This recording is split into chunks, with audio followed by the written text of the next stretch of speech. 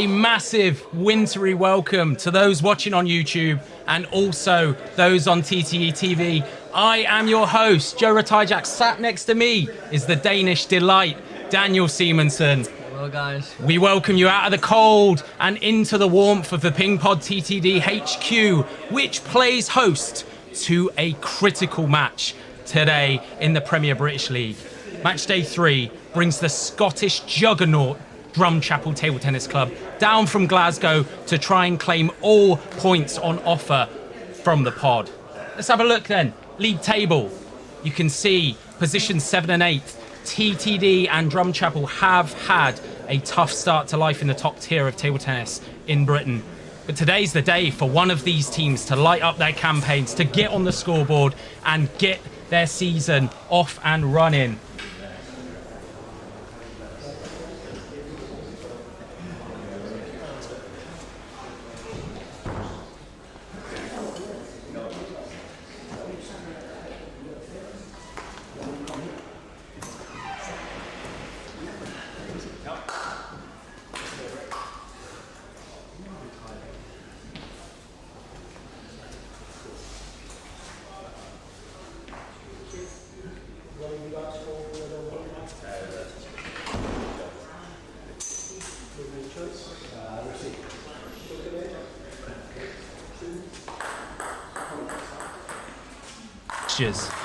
You can see 7 matches overall. Each player plays 2 matches, and then there's also a doubles thrown in for good measure. Callum's going to get us off, then it's pocket, then we're into doubles, and then the founder's up. Let's have a look then. First match, the players are playing up. Head-to-heads, here we go. Callum, age 25, Danny, age 21, both very highly ranked. Callum, the righty, Danny, the lefty. So it's going to be very, very interesting, Dane, to see how Danny's backhand, often you see with lefties, right, we know it with the beast, the backhand's so strong because they're used to getting blasted at all this time. Position 1v2, and obviously a Battle of Britain here. Callum, Welsh Dragon, Danny from Scotland. This is going to be an interesting one, isn't it? Because we want, obviously, to start off quick. What do you think, kind of, when if you're the Welsh Dragon, what are you trying to work out? Has he played Danny before? Is he trying to work out strengths? Do you just go out there and try and blast and try and win the first set nice and comfortably? What are you thinking, Dave? I would like to just use as many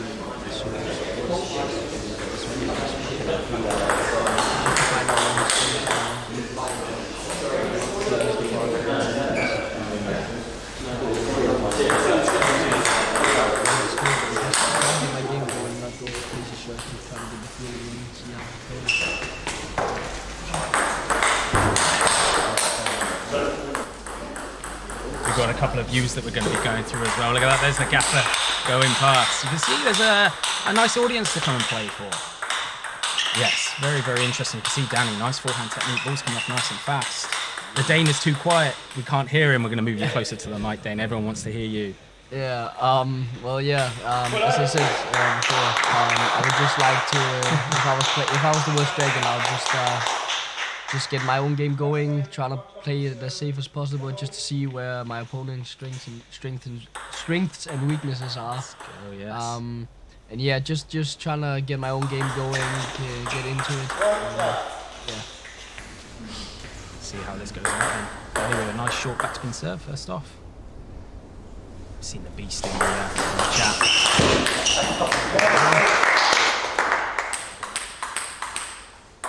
Shout out any questions you've got in the comments, guys. Hello, Joe and the Dane. Hello, Lee. Good to see from Daniel. Little pivot and plays it straight down the line. It's nice.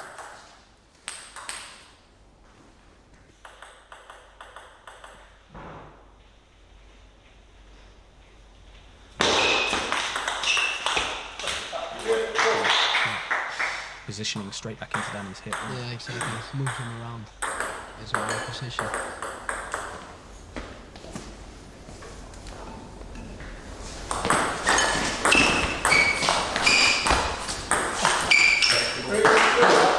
Lovely creativity from Danny there.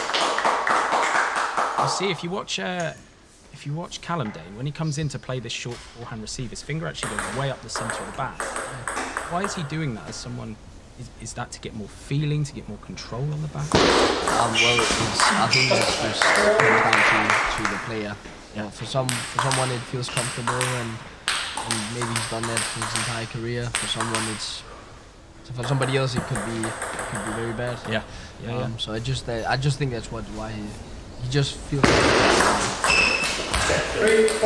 Again, a lovely receive from Danny, keeping it nice and tight on the table.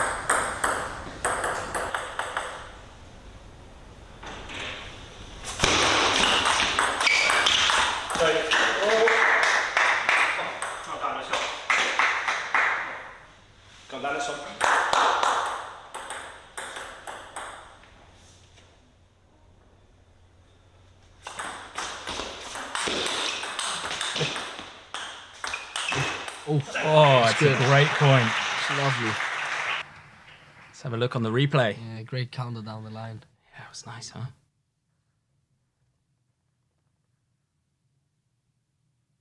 Danny gets in nice and early. Look at that. He even hits the lid.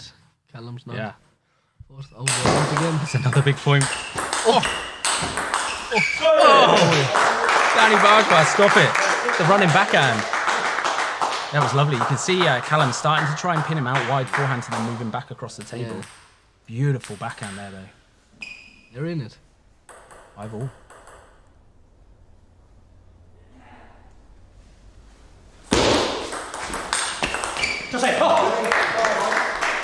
A nice backhand flick, but again, covered across into short forehand, which means you have to step out very, very quick. Callum quick to punish that then. Good tactics.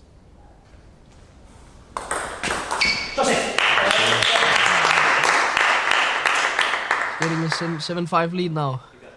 Feeling comfortable. I think both players looks like they're not too nervous actually. Both play very good. Yeah. We've got a few rallies, not those. Serve, receive, and then point over.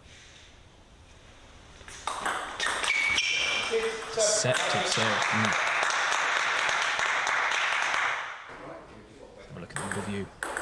Should be able to get a nice view from here of how short or long this serve is.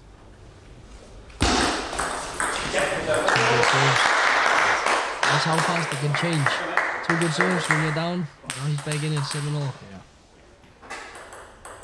And that's why you use that serve technique, that kicker technique, because it's really difficult as a receiver to know contact. 3 points in a row when it's just been served. Strong on serve, these two, huh? I wonder when there's going to be a fast long serve. Both of them are keeping it nice and tight, yeah.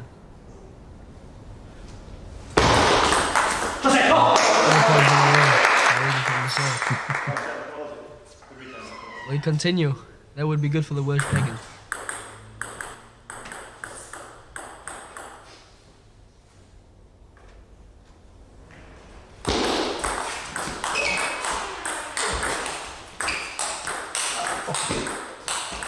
Forehand to forehand. Lovely. Brilliant point. Now he's got 3 set points.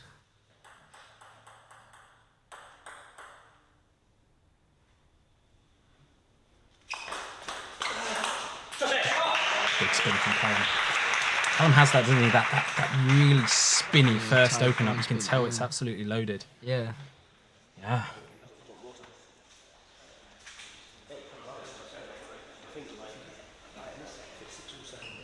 So Dane, the last time our TTD audience have seen you, they saw an amazing handle shot at match point in the 5th TTD SL. Yeah. For anyone who's not seen that, it's worth going back on to the latest video that got uploaded. Talk me through, you're literally hitting a serve receive with the base of your bat. How do you even learn that?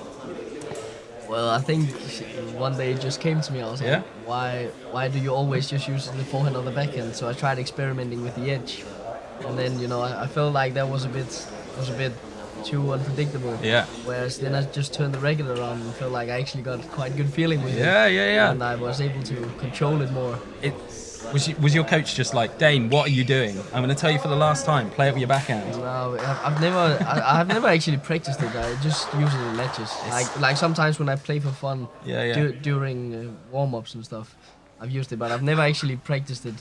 So it just came to my mind. Your viewers wanted it, so they got it. It's a heck of a shot to have in your armory for when you want to bring it out, huh? Yeah, I mean, I would say it's a very unexpected shot for the opponent, which you can see why most of the people just miss. For sure, yeah.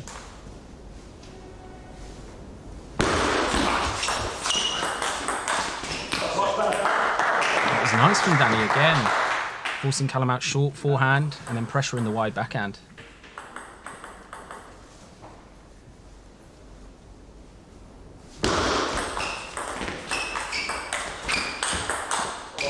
As you can see, it all comes down to who gets on the attack first.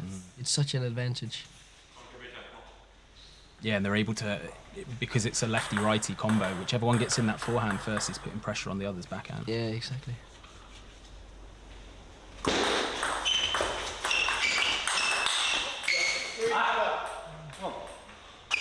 Good start from Danny. Again, sending his forehand when he has the chance, sending it up the line into Callum's forehand. It's nice you keep mixing it up so that your opponent never knows where you're going to hit this ball to.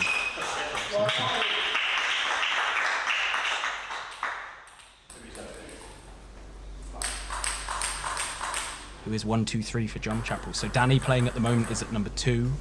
Gary Dodd is at number 1. Victor is playing at number 3. Spinning is Callum.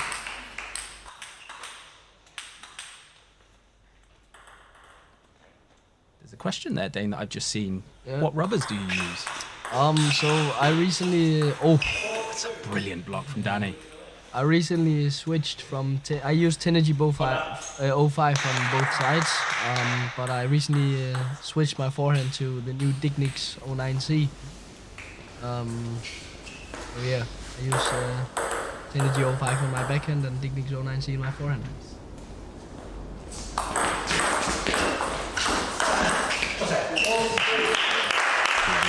Just take the pace off. Whenever you have a chance to hit a forehand, the tendency is always, especially in kind of lower ability players, is just to try and hit a winner, right? Try and cake it through the wall with so much power. Actually, more often than not, mix that pace, slow it right down. Because again, the first person who gets on the attack gets the point. Such an advantage at this level.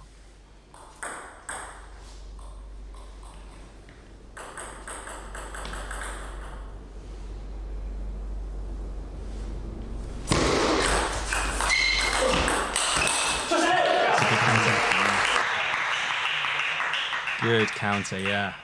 When someone gives you that slow, spinny topspin, again, you have to take the ball nice and early, go straight over the top of it, play it through.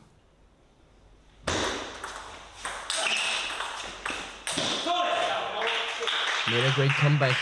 Down 3-0. Now he's leading 6-4. Come on, Cal. The Welsh Dragon.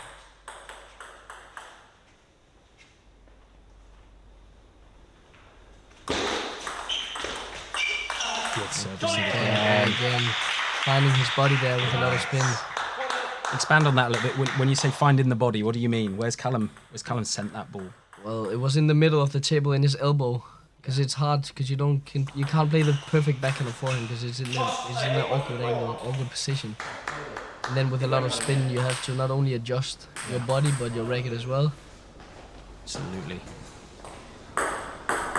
It's a big tactic that you'll see all throughout today, and even in professional table tennis, is targeting the elbow of your opposition. Like you say, the first thing they need to work out is whether they play a forehand or backhand. Went for a big flick there. I guess you can do when you're 4 points up.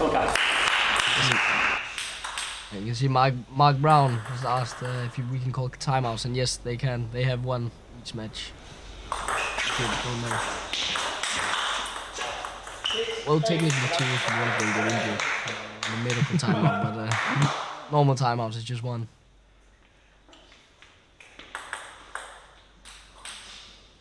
Did we win our second game in British League? Unfortunately not. The team went away to Fusion, so you can watch all TTD away games on TTD.tv. Sign up there. There we go. We mentioned about timeouts. Yeah. Callum calling one. So that's 3 quick points in a row. It's a good decision. Try and get Danny out of his comfort zone. That's it, isn't it? More often than not, timeouts are used to try and stop your opponent's momentum. Yeah. To stop when you feel them getting on a roll, or maybe you feel yourself coming off a roll. Exactly. Just like that, when you see makes a couple of easy mistakes. Yeah. And then he starts to get a bit comfortable to break them. Yeah. Maybe go out to a coach and get some new advice. Because obviously now a lot has changed. It's Yeah. played 2 sets. Yeah. Comfortable with each other's game.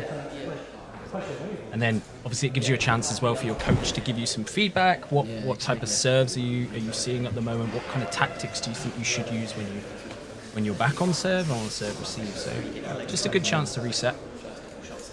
That's very tough. It's just a messy point to start. Yeah, just watching when you have. If you get to a flow, like something as well, just push it out rather than flicking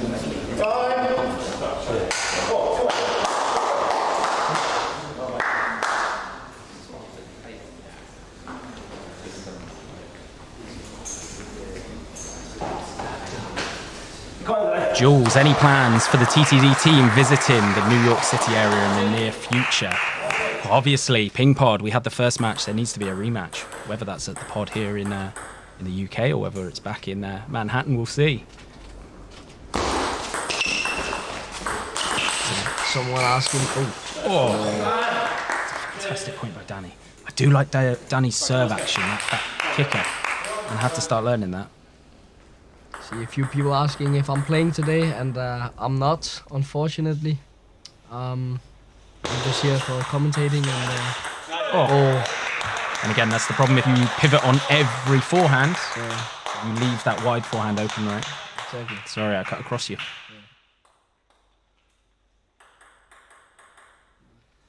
And we also have a knockout, the TTD knockout. Will be recorded tomorrow, so we'll see if Callum, anything you can do, Yeah. I can do better. Yeah. Exactly the same tactics. Send them. Just the reverse. Instead of backhand to forehand, it was forehand to backhand. Yeah. Make them step one way and then make them step the other. Sometimes the simplest tactics are the best.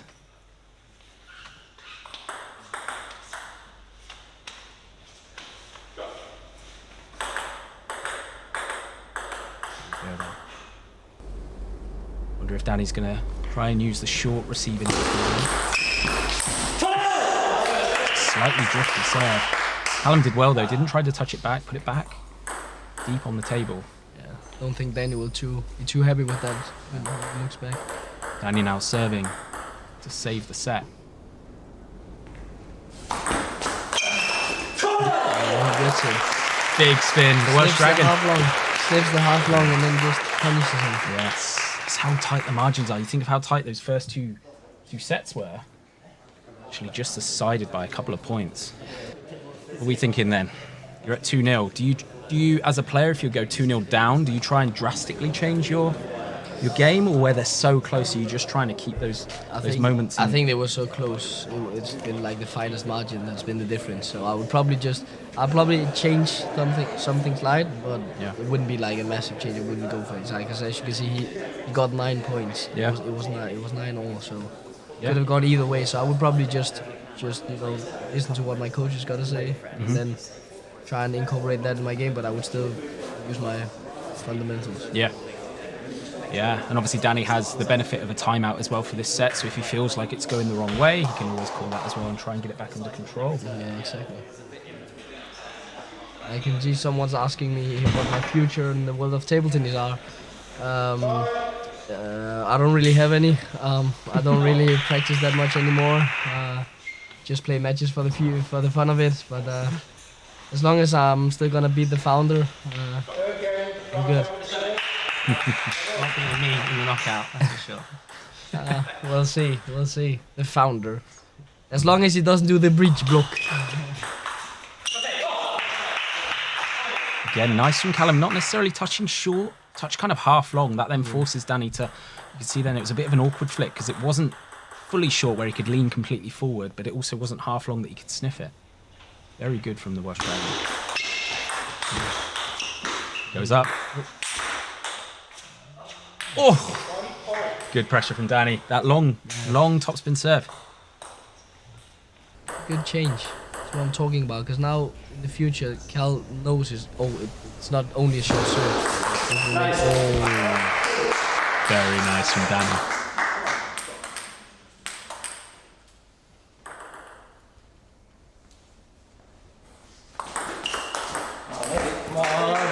Again, Danny there, 2 serve receives out to Callum's wide forehand.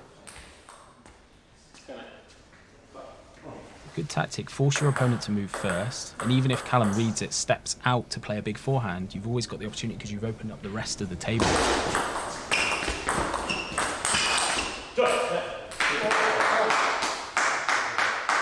Back to your point as well, Dane. Danny getting in first. Yeah, I mean, it's basically the difference in table tennis at this level. Yeah. Whoever gets in first.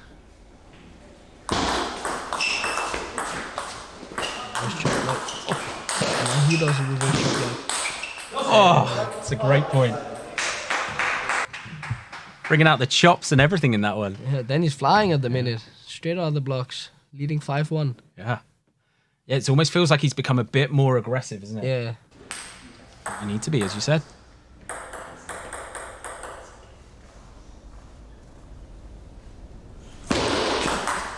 Strawberry.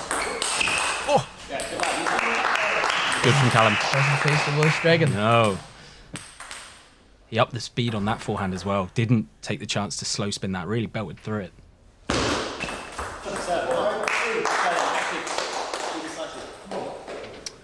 Points back. 2 points back. 2 more to go.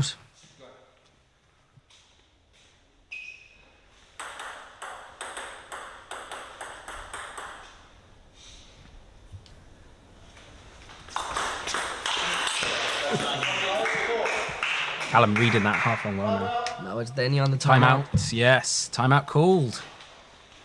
Throw it back in the booth. There we go. You see, that's my claim to fame now. Who am I? The guy that won the Pargarel serve receive challenge. Yeah, exactly. You know what I couldn't believe about that was even if you read that they're incredibly obviously hard to read. Yeah, they are. But even if you're like that one's top spin or that one's back spin, you come in and try and play the ball. They're that spinny. It almost felt like it was going to rip your rubber straight off the blade. I mean, I read his serves both times. And You I tried did- the handle, didn't you? Yeah, I tried the handle on the second one, but on the first one he did a backspin, and I knew it was a backspin. But you always have that bit of you're not too sure and you don't want to get kicked out because that's embarrassing. But I just still put it in the net even though I knew it was backspin. Yeah. But I respect you for coming up against a pro and trying the. and then I went for the handle, which failed me. It let me down. It usually doesn't, but it did. But not so much you can do about it. We've got a great question there. Chris asking, why does the Dane look like he's still 16? Well, this guy, Chris Price, I mean, I've only met him a few times. He's a bit weird. So for context, Chris is the Beast's dad. He's Beast Senior. Yeah, he used to be my limo driver, but now he just bullies me for no reason. It's very good from Callum. Got forced away with the backhand, and then Danny pushing it to the forehand, and Callum's still able to hit through with a very high quality shot. I can see people are asking me why I'm not playing. That's basically because there is a rule. I play in the top division in Denmark, and there is this stupid rule in Denmark that if you play in the highest league, you're not allowed to play in the highest league abroad. Yeah. And since the TTD team now is in the highest, I'm not allowed to play. So if they played the second highest, I would have played, but I'm not allowed to anymore. Good point there again, Danny. Doing well, pressuring the backhand well. Let's see if he starts to go back out to Callum's wide forehand.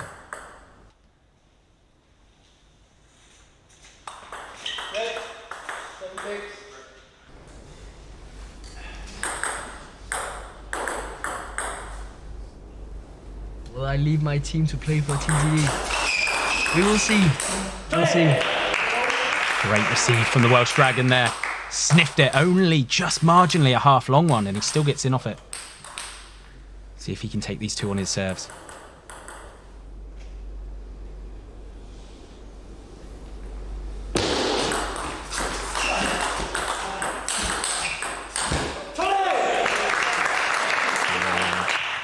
Good. Then he did the right thing as well, like Yeah. blocking back to his back and keeping to the backhand, going for the winner. Yeah. Just net out. Just unlucky. But good recovery from the worst dragon. Changing up the serve location there. You can see 7 from middle this time. I like the idea. He's watched too much Truth Murgo. 8-all then. Critical points. Let's see what Danny does. Go into the kicker serve. Is it?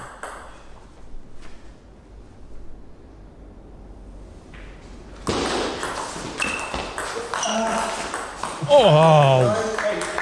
It's a lovely reverse chop block. That deserves a replay, I think. Yeah.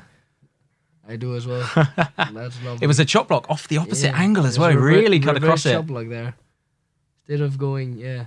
Look at that. Oh! Getting a lot of backspin, you can see. That is absolutely butchered.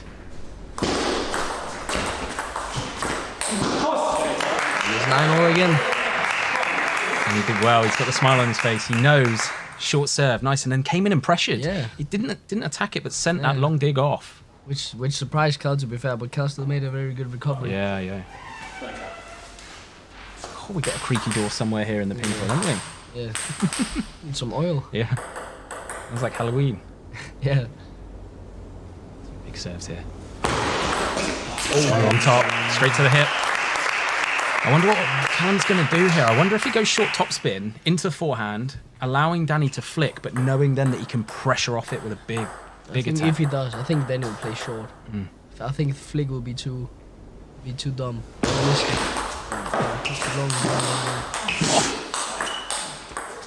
Big point. Oh, he takes it. The worst dragon takes the first game. 3-0. Big point. Let's have a look at that one on replay. Yeah, he went with the backspin. Look at that. Oh. It's a great backhand receive off that first spin. Beautiful.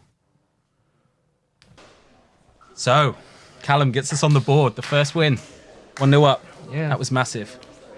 Absolutely massive. I think, again, when you want to set the precedent of starting strong, starting fast, put them under pressure, make them now come out, and their number one has to go and win his expected game. Yeah. Absolutely critical. Let's have a look then at the fixtures of what you can expect to see.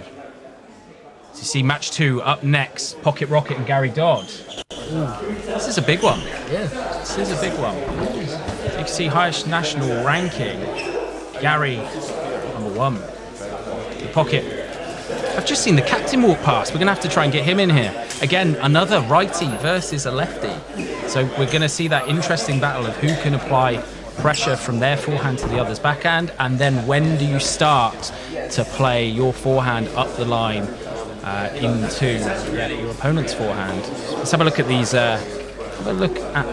Comments. Is the Dane 22? I'm 20. I'll turn 21 on Monday. So Happy 2 days. And you're here. You're here tomorrow. Yeah, I'm here tomorrow. Talk to me. Why are you here tomorrow? What's going on tomorrow? Well, tomorrow is the annual TTD knockout. Yes. So I'm hopefully here. I lost the final against the Beast last year. You did. And then I was leading 2-1 in the final, and something just went wrong, and I lost. But now the Beast is not, hopefully, gonna be a problem for me. Yeah. Yeah, all of the boys are excited for that tournament. So we're not going to live stream it. We're going to film it, and then that will be released in a couple of weeks. It's unfortunately not live today. We're doing the live performance today, obviously. But tomorrow, yeah, won't be live stream. It will likely go online.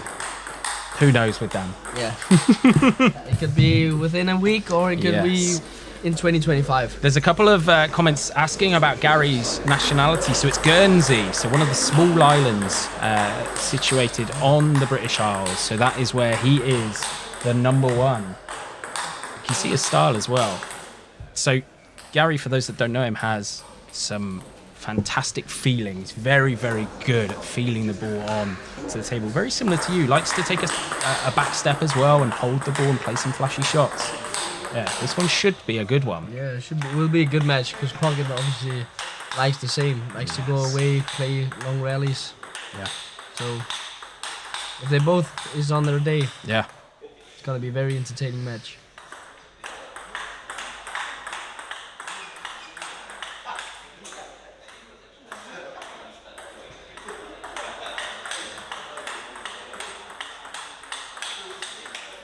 Are any of the boys playing in the Cardiff GP? That's a good question. I don't actually know that. I wonder. So Umir Pocket tends to play the Grand Prix, so I'd be interested to see whether he's going to play. Callum, obviously, that's his stomping ground is Cardiff. He's the big dog in that yard. I know he's going into that aiming to win it. Maybe you should play it, just for him to get some. Just to play the groups and then get knocked out. No, just to win everything. I don't know what the prize pool are like in Britain, but not much, unfortunately. enough for a beer or two. You know what? I actually played Welsh National League. I won Welsh National League with Callum, the Welsh Dragons' brother, last year. Louis, he's a tasty player himself. He's got a lovely backhand. Oh. Yeah. Well, now we're off. Let's go. You can see someone in the comments, I think it was Lee, said about Gary serves are ridiculous. You see that one? Pocket just slightly misread and the ball popped to the sky. Let's see if this angle will give us... Beast is playing. Yes, there you go. Oh. Nearly dropped down. That was a proper donkey. That went on. That's confidence. He says sorry when the ball is half a centimetre away. See then if Pocket can start to play his backhand into Gary's forehand. There we go. We know Pocket, he needs to get fired up early. We don't like the smiling, relaxed version of Pocket. We want him fired up, screaming the house down. That's when he's at his best. Yeah, that's when he's the best player.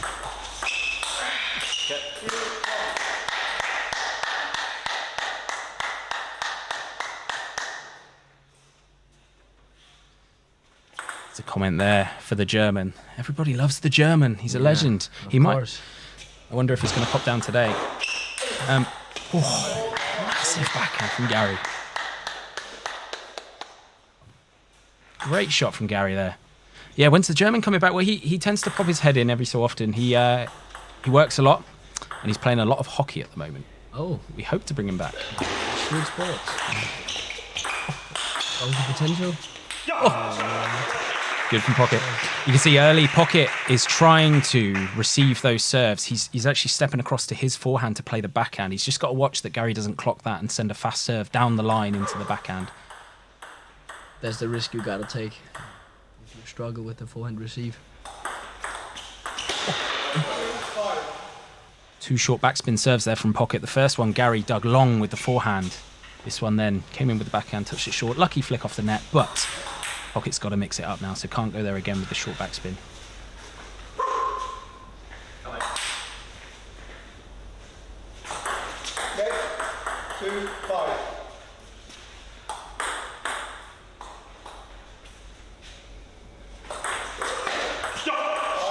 There we go. Pocket mixing up the serve location there.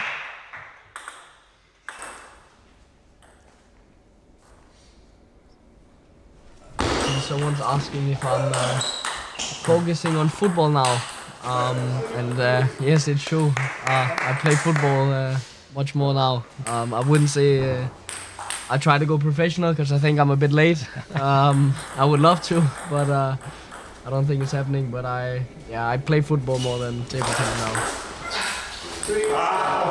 And Pocket just struggling on serve receive there. You can see did the same step out, then decided late to take the forehand and just mistimed it. Has to get a grip of those serve receives, as difficult as it is. Same, backspin serve to forehand. Yeah. See if he's gonna switch off or if he's got too much respect for his backhand. Tried to go long with that one. He's a bit nervous. Yeah. He needs to just get the game going. That's what usually the first set's all about. Is just trying to go, get the nerves out of you, get your game going. Get comfortable. And especially Gary's one of those players, anyone who knows him, again, uber confident, loves it under the bright lights, loves a big rally like this. So he's not going to be fazed by these cameras and the lights. He's going to come out. Gary mixing up serve location again. Very good idea.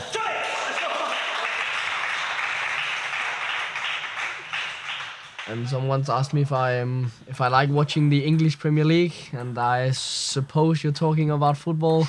Yeah, I do. Short float. Oh. That was interesting there. Sorry to just cut across. So Yeah, Umir actually what he did then was send the serve to the same location, and where he's been going heavy backspin for a while, we call it float, so you don't spin the ball at all. It's gone again with the float. Very good. It means that it's much harder for Gary to then come in and apply heavy backspin because the backspin's not already on the ball. Interesting mix of tactics there from Umir. Oh, and yeah, I'm a Liverpool supporter, so I've watched all their games online for the past 5 or 6 years.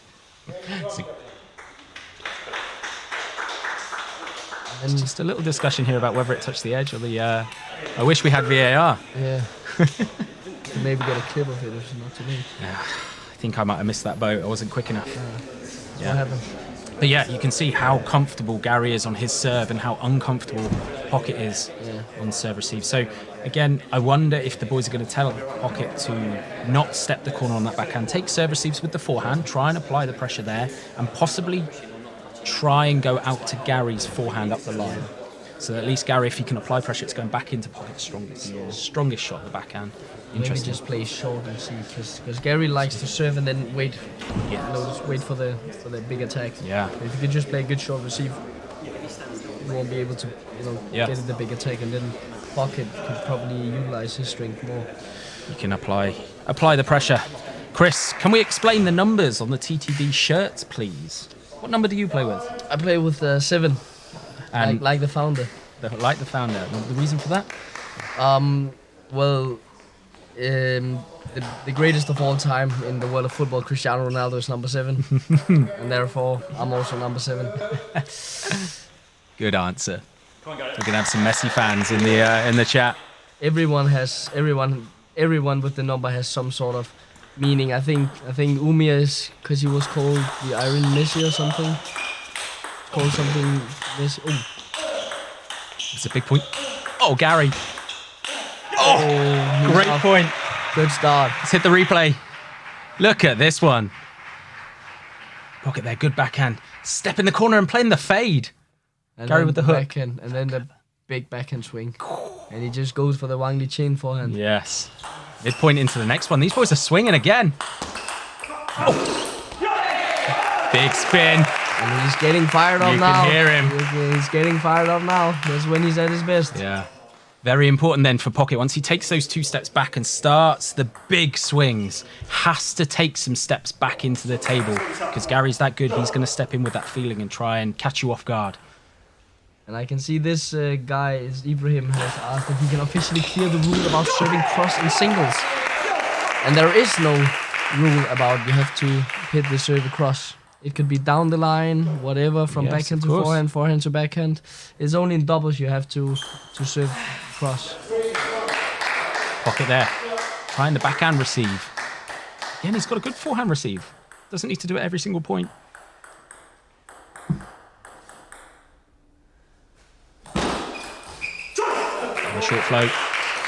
It's good. Starting to catch. So again, if someone's got really heavy, spinny serves, they're actually quite easy to apply spin to. You give them their spin back. Yeah, exactly. But as Pocket's just done there again, if you don't put any spin on that ball, it's a big point.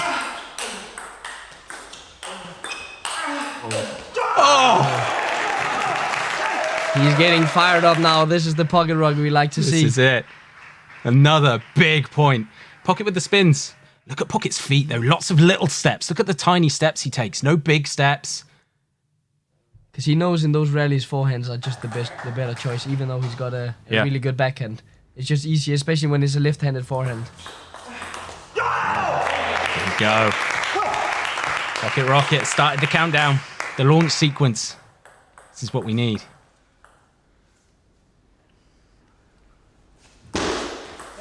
Ben, you should 100% watch the TTD versus Drumchapel instead of the Arsenal. 100%.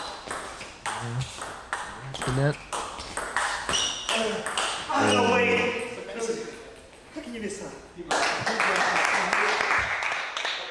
Like you say, a little flick of the net in there. But it's better from Pocket, being much more aggressive. That one he actually went out, sent a serve receive out to Gary's forehand. I like that tactic. Great spin. It's amazing how quickly it can just turn around in table tennis, isn't it? Crazy.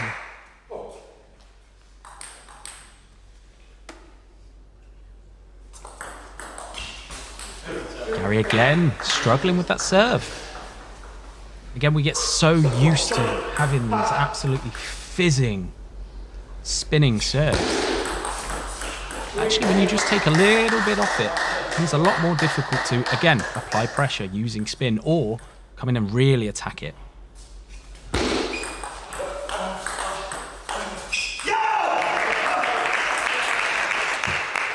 Control there from pocket. Much, much better. Just takes a little while to warm up. But my gosh, once he gets warmed up. He's not stopping for anyone or anything. It could be Malong on the other side. But if pocket is just in that mode, Yeah. he will never go down without a fight. Going back to the backhand serve here.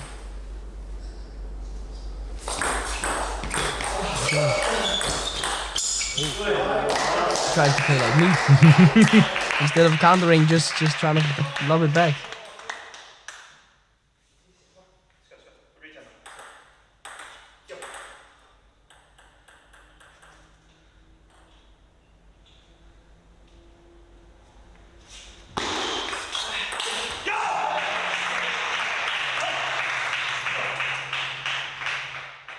Set point then for pocket.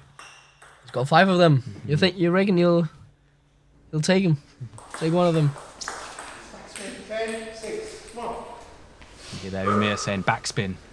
Gary serves very deceptive. Difficult to know exactly what contact point he has on the ball and therefore what spin and how much spin is actually on the ball. Back to the backhand serve.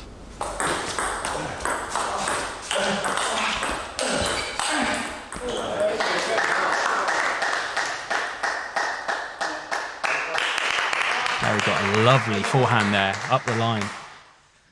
I'd like to see Umir go a little bit out to that wide forehand. Just a bit more.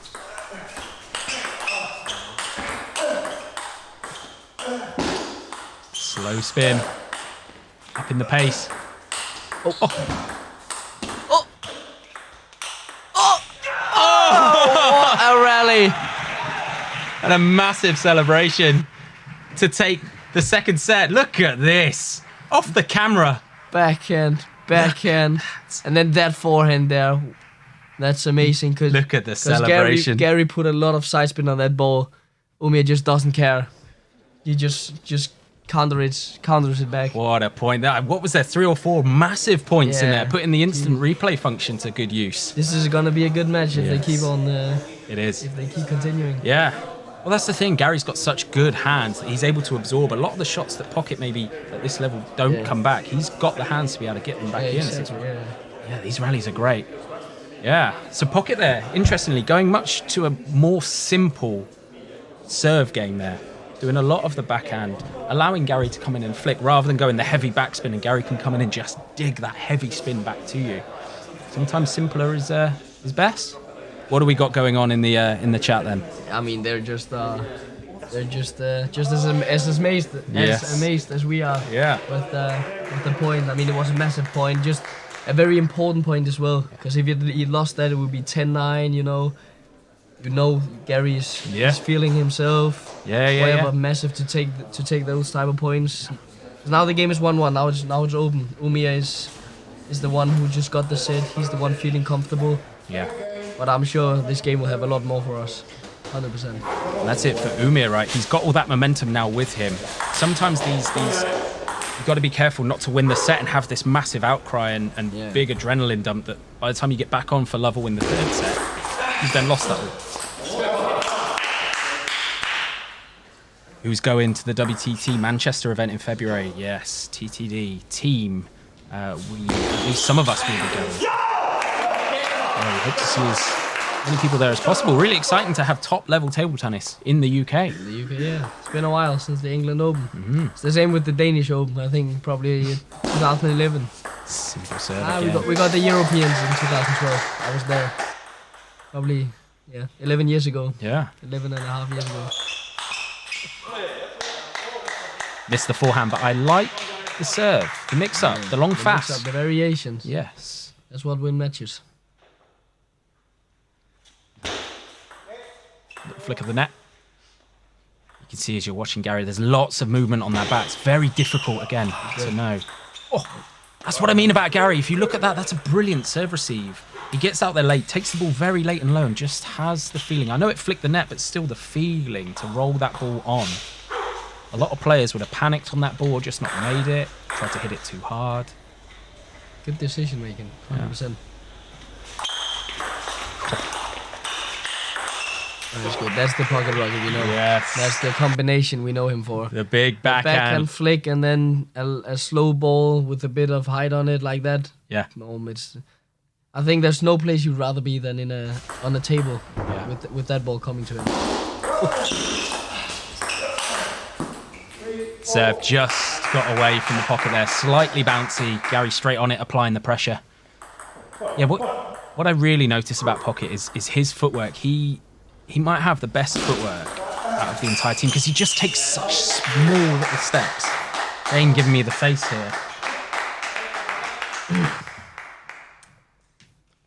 I stand by it, guys. I stand by it. If we put your feeling on the Pocket's feet, we've got an elite level player. Well, you got me. But what I mean is, obviously, in table tennis, it's all about those small steps. A lot of players will take big steps, or one foot will move and you'll lean. He never does that. He's always in this position. Look, it takes 4 or 5 steps. 4 or 6 then. Let's see. Now we got the better angle of Umir's serve. It's easier for us to see now what type of spin, if he puts spin on the ball at least. Because we know if this match he's only been, puts a bit of top spin on it. I think that's the biggest change from the first sets to the second and now. Again, is that he in the beginning he was just serving top spin or back spin. You can hear Gary getting frustrated. That serve was drifting long and he knows it. And Pocket's just simplified that serve game. What a receive. But that's what I mean. The serve before. Yeah. Instead of in the first game where Pocket was just serving short to his forehand. Yeah. Now he knows. Now he doesn't know. Because before in the first set, he knew it would just be short serve. Yeah. But now the Pocket's changed it up, mixing it up. He's not really comfortable. So when there is a long, easy serve, which 100% Pocket is not ready for to receive, he gets an easy point. It's top edgy there. Just seen a comment saying, why isn't the Frog playing today? Yes. Keep your eyes peeled. You might see him in the doubles coming up next. Might. But where is the Frog? He's not on the bench. Is he warming up? Is he even here? I guess we'll find out. I would imagine he's out warming up. Pocket there did really, really well. Just absorbing the pressure there. Staying in the point, keeping the ball back on the table. Make sure it bounces deep on the table, as close to that end line as you can get it. But again, simple serving.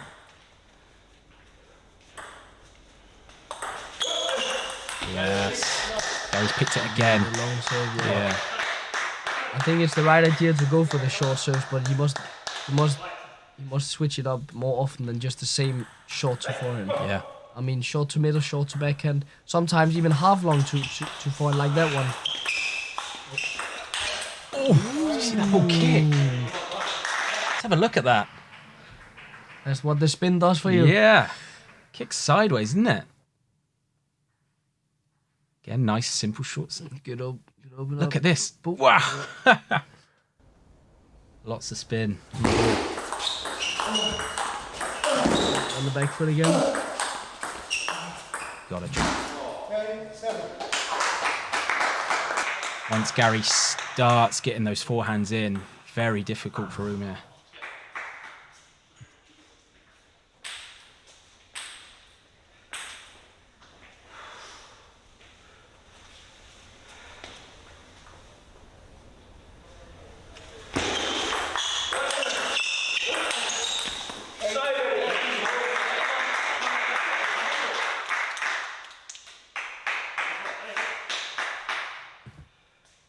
Why isn't Dane playing? I've said it before, but I'll say it again since you're probably new in the chat. There's this rule in Denmark that if you play in the highest league, which I do, you're not allowed to play in the highest league abroad. So I would love to be Pocket right now. Play this guy. Gary takes it. 2-1. Just felt like that game. What changed was think- Gary's ability to receive those simple serves and start to apply pressure. And there was maybe 2 or 3 points where he really put Pocket under pressure, out to Pocket's wide forehand. Just found that gap as you do as a lefty when you can lean. Yeah, 100%.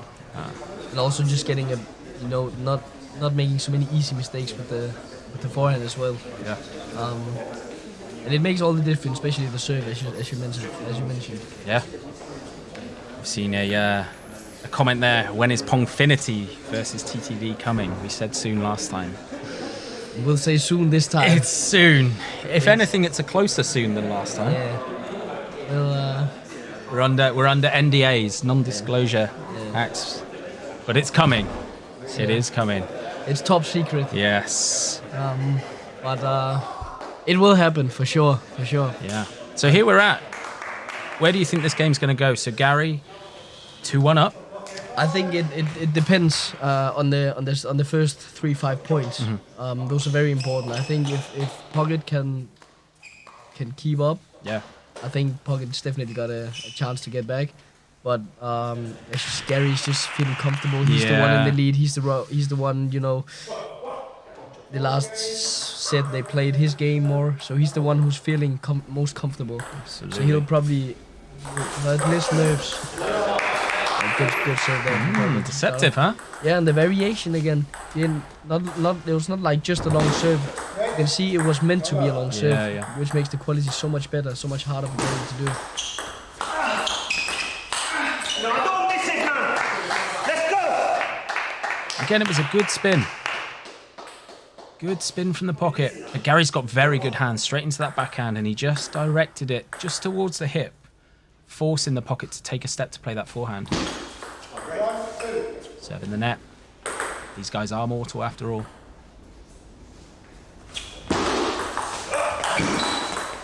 There we go. Now to good boy. Yeah, that's the one. Again, so with Umir, that's definitely a tactic he can exploit. If he goes out to Gary's wide forehand, Gary more often than not is trying to pin then back to the backhand. If you take the step in, you can take that away. Nice and simple serve again.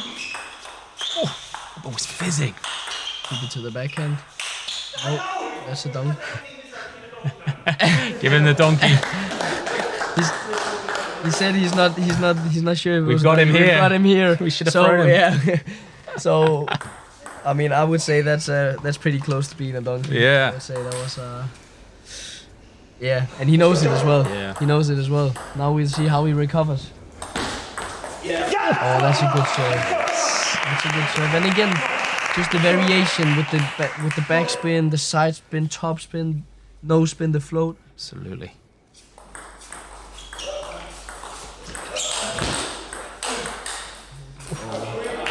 Just a lucky flick of the net.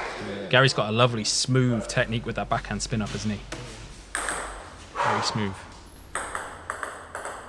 Come on, Pocket, let's get it. We see it, Sebastian, we agree. Mixing up the serve location now.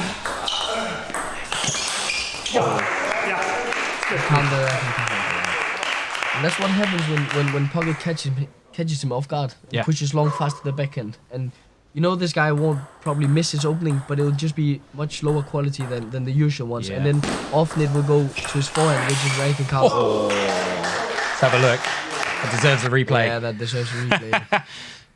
He read him. He did. He knew exactly where he was going. Just stood there and took the forehand. Flat hip. Look at that. It's a thing of beauty. The clump. It was the clump. Speaking of the clump, where's the chairman? He's down there. Do you see him? Yeah. He actually said to me before, he said, I'm going to have a couple of coffees before I get shown on screen. Because if you remember last time, it's like he was half asleep. Yeah. So yeah, we're going to get him up. Chairman's going to come up. Good hands from Pocket. Holding. Oh! Let's get a replay of that one really quick. That's the Pocket we know. Yes. Look at this. That ball's loaded. Holds it. Holds it. And then gets a little off the net, and then just knows exactly when he steps around, know where the ball is coming, and then just going for it. Beautiful, huh? Yeah, now he's on fire again. Now he's fired up again, and this is when he plays so much better. Yes. It's when he starts screaming. And this is why I think almost that team talk. Say he can take this set and he takes it into the fifth. I feel like the team talk is less tactics related and more just motivational. Keep him in that zone. Keep him fired up. Keep him angry. Yeah. Because then when he goes out in angry mode, he's an absolute beast.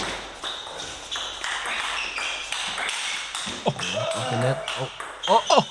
Yeah, he's Another big one. Let's have a look.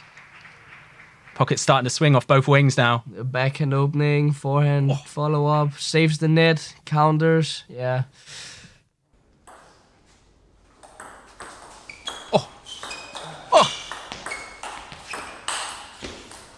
Creativity from Gary.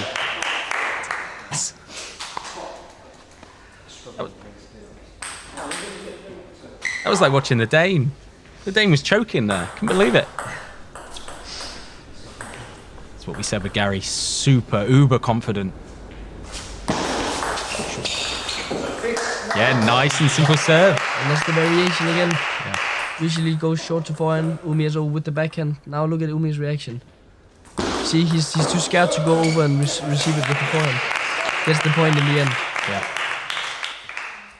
Now it's 10-6. He's got 4 set points. I reckon he'll get the first one. Short serve and then just go for the backhand. Oh, you called it. Yeah, good call. I think Gary was listening though. Yeah. sorry, Pocket. Again, Gary mimicking that forehand clump shot receive there. Pocket maybe could do with in this, if he can get this set, could do with just varying the location of where he's hitting to now.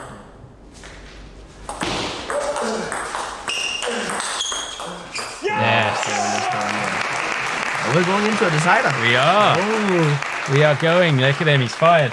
As Dan usually say, the business end of the match. The business end. But that's what I mean. If I'm in Pocket's corner now, I'm largely saying I'm maybe giving him one piece of advice, which is just be careful not to hit too much into that forehand because Gary's starting to read him. He holds the first one, then he counters with that next one. So mix that location. But other than that, fire it up. Get out there. First point you win, scream the house down. Keep moving. Keep yourself bouncing. Yeah. I think that's more it for Pocket. They should have the stream over at the table just so they can listen to. Should we just go and scream it over the edge? Yeah, but I think there's a chance Gary might hear it though. He might, yes. So, yeah. I mean, then we would just have to say you have to scream and not tell him keep it away from his forehand. I think it won't benefit him too much. Yes. I've just seen a comment up there. Joe and Dane for the doubles in TTD. Be fun. Oh, yeah, that would actually be fun. It would be fun. I heard the Dane loves the Nando's. He does. Oh, yeah. Do they have Nando's in Denmark? No. Oh. So I was supposed to go to Nando's yesterday, Chris, but we went in and the waiter said there was half an hour wait. So I went to Five Guys for the first time instead. Someone's commented as well. Downside, after you watch Pocket play a lot, you come back to the table and try and rip those backhands. You do. Yeah. He really hits them as well. He almost hits them like he's trying to start up a lawnmower. You know, with one of those chains. Like, that's, Or throwing the frisbee from across the Atlantic Sea. Let's hope for a few more of them. Let's see them, Pocket. Oh, there we go. Yeah, that's the one. And you see, Showing now early. he's comfortable moving to the forehand with his backhand. There's the frog in the background. We spotted him. So he might be playing. Yeah, he's going off for a warm-up. After all.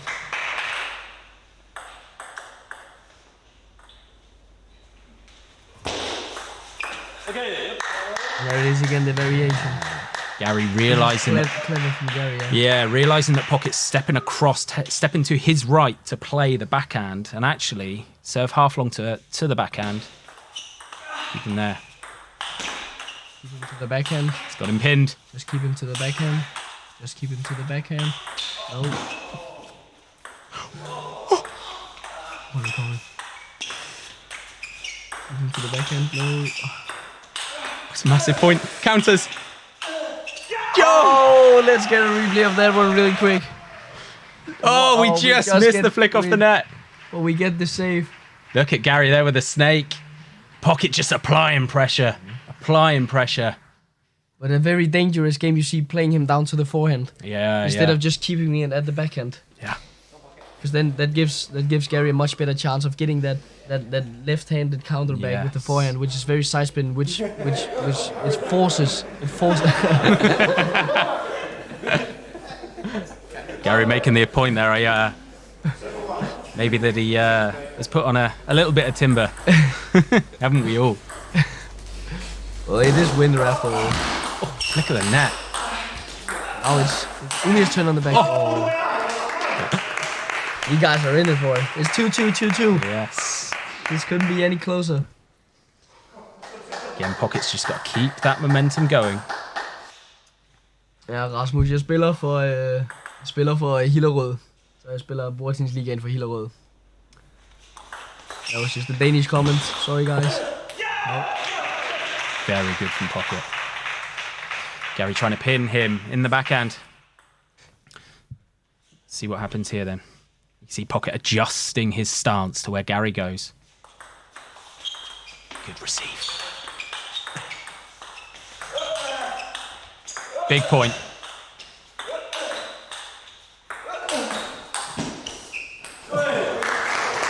These are big rallies.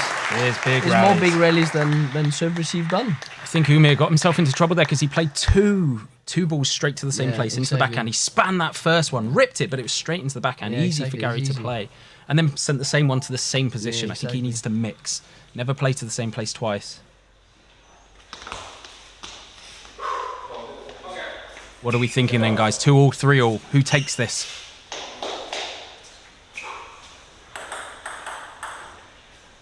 See what Pocket does on the serve. You can see Frog in there. He found it. Oh, brilliant serve again. What's important about that serve is A, the lack of spin, but then B, where it's looking like it's going to second bounce. It's impossible to tell whether it's just going to bounce twice on the table and just nick that white line. It just puts a little bit of doubt. Exactly There the it same is, again. That's the one, yes.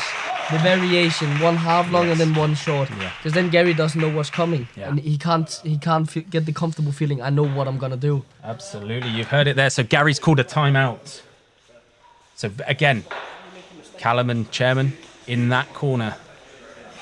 What do you think the main thing to talk through with Pocket is here then?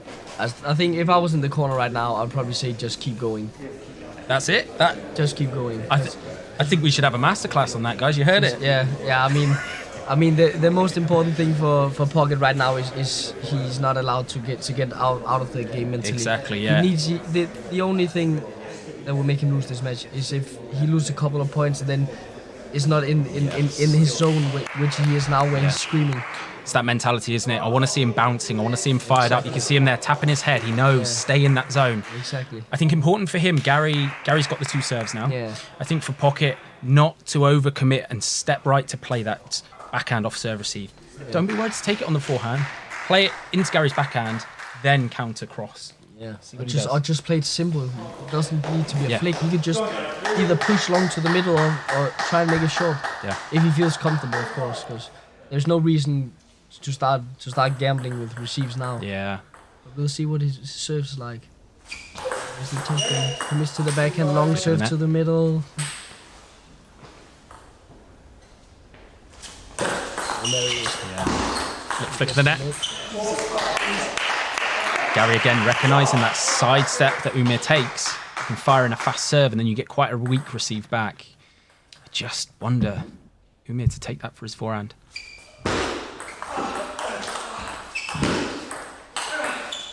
That's the point again, you see. Yeah. Oh, that's so good by Pocket getting that one back, because that's not an easy one to get back. Yeah. That last one, it's heavy loaded with side spin. He did exactly what we said about him doing, which is play the backhand, then play the wide forehand.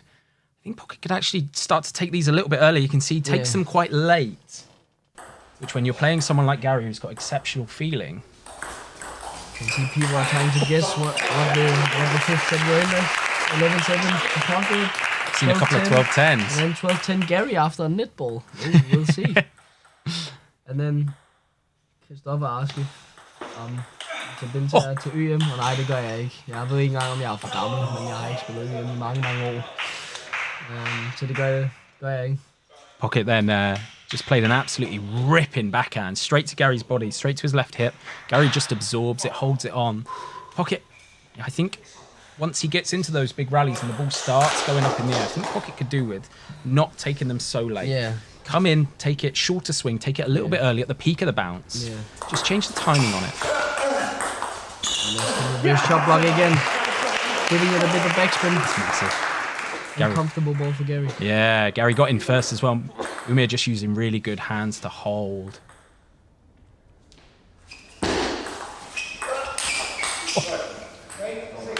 Into the net. Again, good serve from Gary. Long and fast. A lot of net balls. There is a lot of net balls, yeah. But it's a part of the sport, so you can't really complain. See what Umir does here. Does he serve short to the forehand? Maybe a short float. Yeah. Half long. He says it's clever. Yeah. Did he mean to do it? That was like the chairman's backspin, no spin shot. Look at Gary shaking his head. Yeah. Does chairman even have a spinny shot? Never seen one. We'll ask him. It's more rare side than a unicorn. Oh, very good again. The short float serve. What happens if you put no spin on the ball and Gary comes in to try and play backspin to it? More often than not, it will pop straight up in the air. Yeah. Very good. Sure. Okay. Pocket now. 4 match points to take this away. See if we get an exhibition point. We spin. Gary saves 1. 3 to go. We'll see. Hopefully, pocket he can hold on. Just need 1 more. And even if he loses it, he's got 2 in his own serve. It flicked the edge. Can we get a little replay of that one? What a save. And he takes it. You can hear in the background there. I don't know if you can. Pocket giving a massive roar. It's a big shot. Just flicks the edge. So Pocket takes it. 2-0 TTD. Massive. TTD. Massive. And what do we got now? What do we got now? Do you know what we have? I actually don't. But now I do. Doubles. TTD The doubles. versus Drumchapel is up next. But who's playing doubles? I think it's I've heard a rumor. the double Fs. The Frog and the Founder. The Frounder. The frounder. Let me. We're going to let you go in a second and let you go down. But before you do, what I want to do, I want to show you my whiteboard that I've been working on, and I want to get your opinion on this. I'm going to try and show it to the screen. Yeah. You'll see it's an absolutely rubbish drawing that I did. This is Picasso. What we have is 13 TTD players. I want you to pick the first person to go against the skills. So the skills that we have, you can see there's serve, there's who's got the best forehand, who has the best backhand, who has the best serve receive, who has the most power, who's best in pressure points, who's the spinniest, who's got the best footwork. Well, we know who I'd say for that. Best feeling, best graft, most likely to get a donkey, creativity and tactical. So you cannot pick yourself from this. You have to place someone here, and once you place them, they can't be used again. Yeah. Okay, yeah. What are you saying?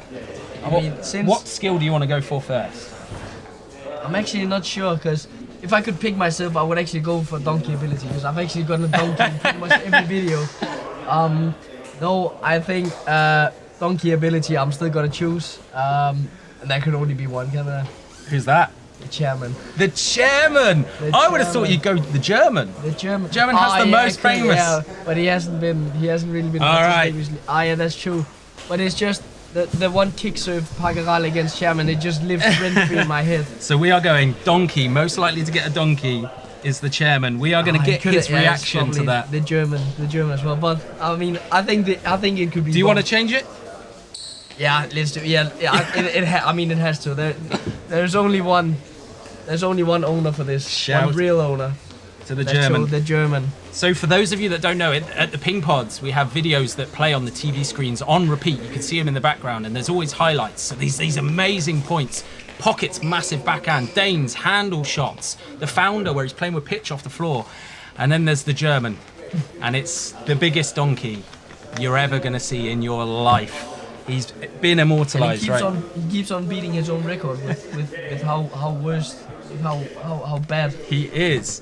Right, we have the German assigned to the list. We are going to say goodbye to the Dane. We might well have him up later on. Let's throw it down to the warm-ups. We're just going to check out the teams.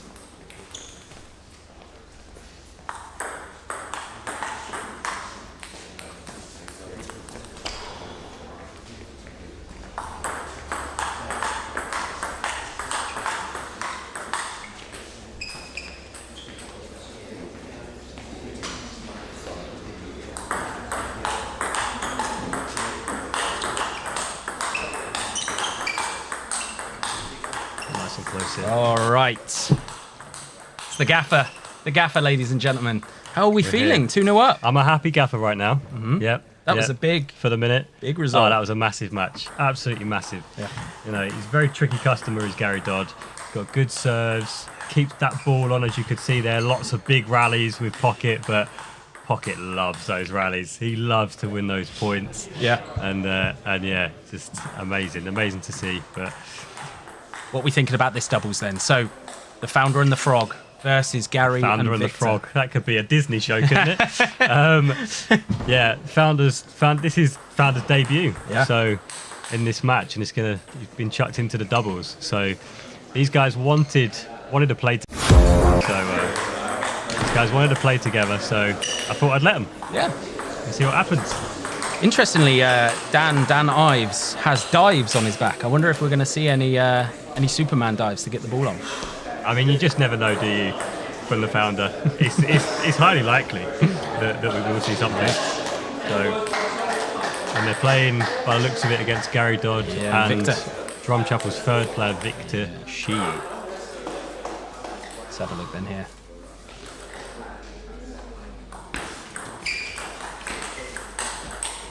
Look at that. It's a big point to start us off. What are you thinking about tactics then generally from doubles? What are you trying to, what's like your go-to thinking? So a lot with doubles, what I was always told is to play the lines. Yep. But when you're playing against a righty and a lefty, it messes that up. Yeah. So aim for the spaces is always a good one as well. Depends how much... Oh, Gary! Yeah, he's very good at that, isn't he? Yeah, absolutely. It depends how much these players have played together as well, because you can see by their footwork and their teamwork together. Yeah.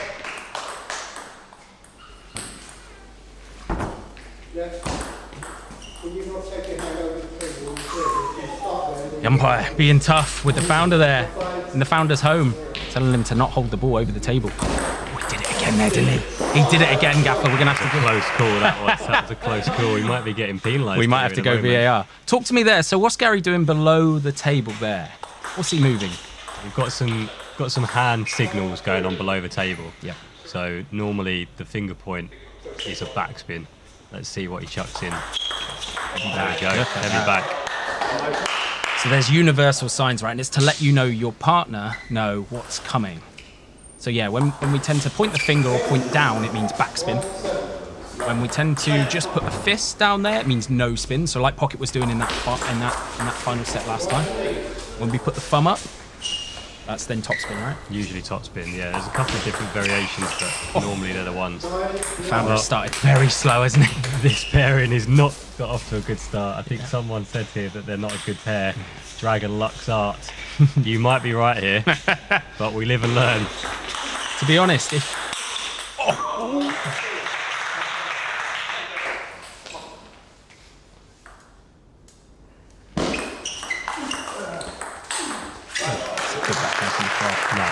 That's a frog splash. That is a frog splash. Eddie Guerrero would be proud.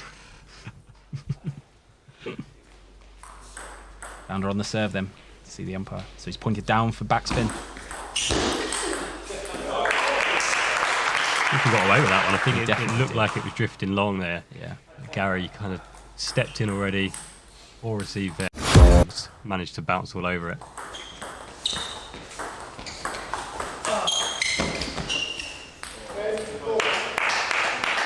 Dan just needs to be a bit careful where he's positioning these balls. That one went straight into where Gary was standing waiting for it. Oh. Look at the net. That's a touch that you want to practice. 2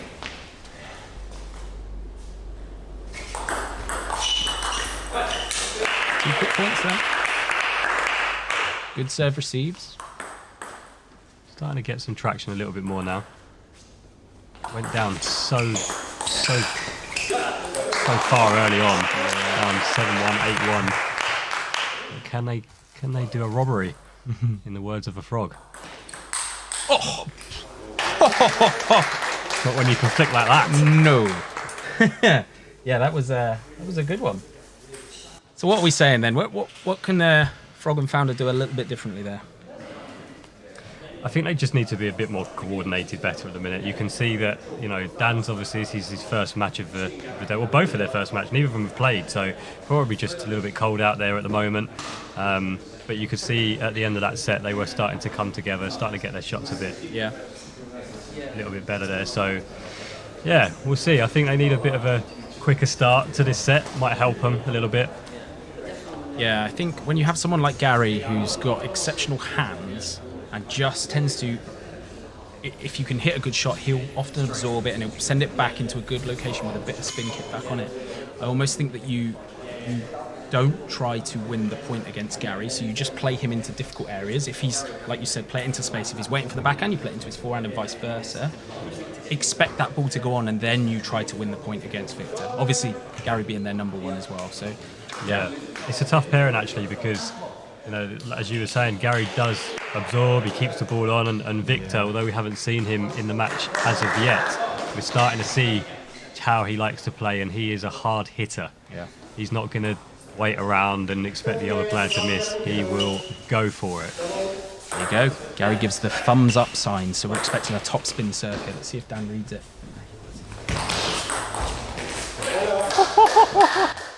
I don't think he did. It's like the Pargarel serve challenge all over again.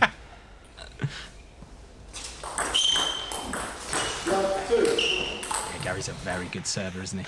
Thing is, when you're a lefty and serving doubles, it's all your natural serves. Yeah. Good serve there from Dan.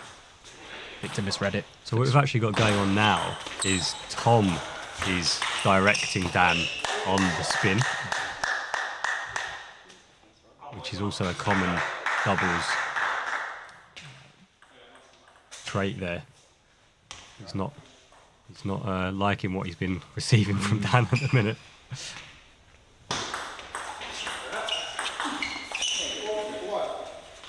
You can see Dan just overhitting a little bit. You can just see second guessing. Just a little bit tense at the moment. Absolutely. Good flick from the Frog. Yeah. So I'm trying to up the ante. I think if Tom's passive, then that allows them to apply pressure to Dan. Dan's doing the right thing. He's trying to get his shots in. It's just not clicking at the minute for Founder. Yeah. But when it does, hopefully we should see a bit more of a match here because not many rallies just from pure unforced errors, really. Yeah.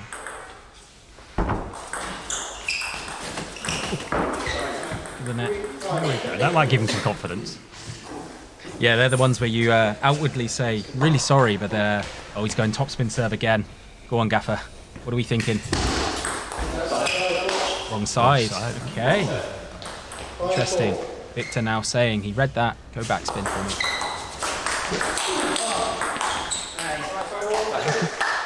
Not doing the right thing again. Applying pressure.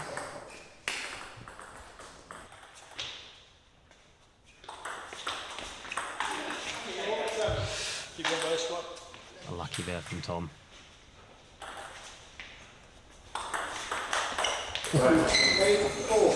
Just flick the edge.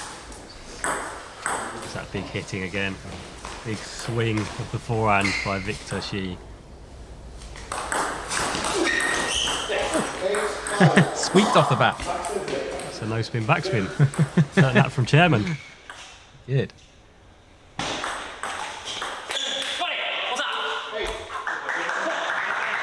Big cherry there from Tom, trying to get the pair going here.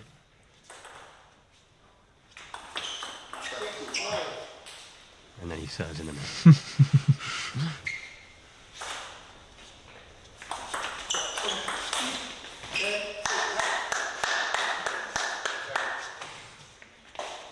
This match is in danger of being over before it gets started, really. Yeah.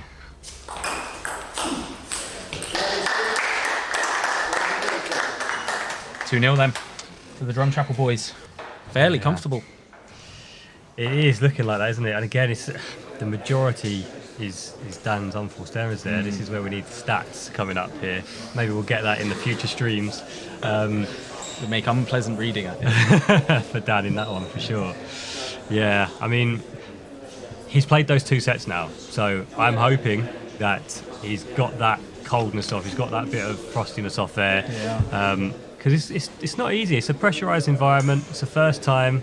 Obviously, Founder gets involved heavily with all of the video and the stream and stuff as well. So he's had that on his mind this morning. But ultimately, he is on that court now, and he needs to be bringing it. Yeah, I'm just watching him, and you can see him there, and he's just a little bit still flat-footed. I'd like to see him just back. We were saying it about Pocket. Almost the team talk for Pocket is fire him up. Don't worry about the tactics. Just get him fired up. I'd like to see Dan. If I was in there, I'd say bounce on your toes right now. Just get the blood going. And let's come out and start swinging. Yeah, we need some shows as well. I think Dan needs to get one of these topspins on. I don't think he hit a topspin on there in that set. Maybe one. And again, I wonder if you're Tom, do you serve slightly longer, faster? Do you try and receive longer, so at least that way Dan doesn't get this kind of technical, short, heavy receive back? He actually gets, it's in a rally, and then he can just do that. He can hold in. That gets his confidence back up. Shows you how high the level is in this division.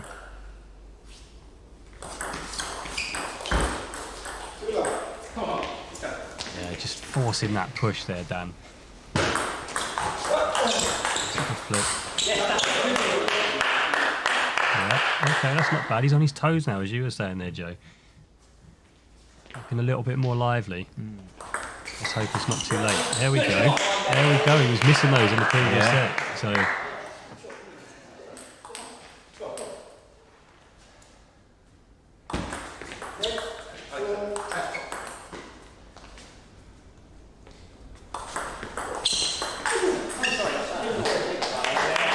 Lucky from the boys.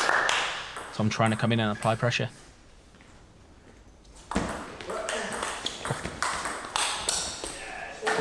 Brilliant flip from Gary. And loose serves at this level, they do just get punished.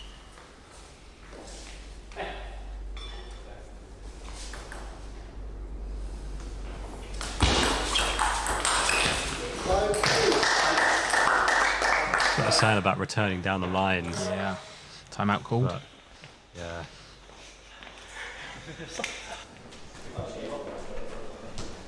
Yeah. Tricky. This is a tricky matchup here. I think what I was saying earlier on about how often have partners play together, pairings to play together as well, and we can clearly see here that Gary and Victor, you can see the way that they move in sync together, and they kind of know where each player's then going to be after they've played the ball. They've probably played once or twice before. Tom and Dan, I think this is their first competitive outing. I think it's just been the nerves maybe are getting to Dan. Tom's struggling a little bit, being his first match as well, potentially, and he's high level. There's doesn't leave much room for error in these matches. I think also don't discount the fact that a lefty and a righty playing together can just dominate the game with their forehands more often than not. Yes, definitely.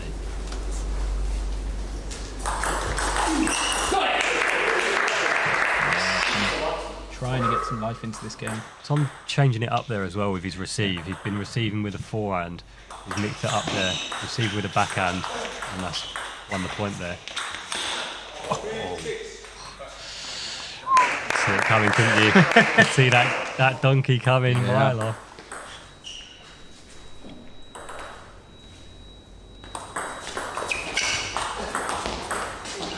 That's what I mean about Gary. Just excellent hands. Absorb the spin and placement on that ball and just get back on the table into a decent location.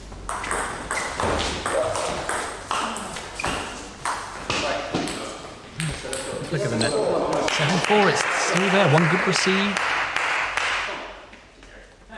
Again, I wonder if Dan potentially could start trying to receive with his backhand. His backhand flick is very, very good. Trying to take them all forehand. Yeah. You can see he's still trying to keep loose here. He's trying to just shake it off. Trying to play a little bit more open, less tense. But I think also the problem here is that it may be putting more pressure on Tom, thinking that he either has to win the point quicker or he has to do more. Yeah. And you can kind of see that now, both of them making mistakes. Yeah. Well, this pairing might not get another run out, but it was a good experiment. You know what? If in football, it's normally the gaffer who gets sacked. Players. Great performance by the Drumchapel lads. Made it look relatively easy in truth. Yeah. Okay. Quick match there. Quick match. Over So, well, are we saying that they never get a chance? The chairman's probably chomping at the bit there, clumping at the bit. Chairman will be in my ear saying, that wasn't great, was it, from Founder and Frog there? I think I should be on the pitch next time. Yeah. He always loves to test me, does Chairman. Yeah. Absolutely. Yes, again, Dan's backhand is actually really good. It is. And it shows you how much of this game is confidence. How much of this game is just you hit one absolute ripping shot and then the rest feels easy. Yeah, absolutely. Gary's touch is just incredible. Yes, absolutely. Yeah, he's very, very, very good. We should get a good game between him and Callum later on. Stick with Callum and Tom, Gaffer. Yeah, you might be right, Kevin. You might be right. So, if we look at the positives, up next, Founder and Victor. So, Founder's just at least got to see Victor's serves, see kind of how spinny they are, what's he like to do. We saw a couple of big forehands from Victor. He's also gotten to shape the nerves, which is probably even more important, to just get out there and just, I guess, get that nervous energy out of your system. I mean, you can see Victor is now a veteran, age 40, a lot of experience behind him. And there's going to be some big hitting in this match for sure. Yeah, absolutely. What does that leave us then? Match 4, Founder versus Victor. And then you can see after that we got 5, Callum, Frog, and then Founder again. Close us out. Let's have a look at this format then.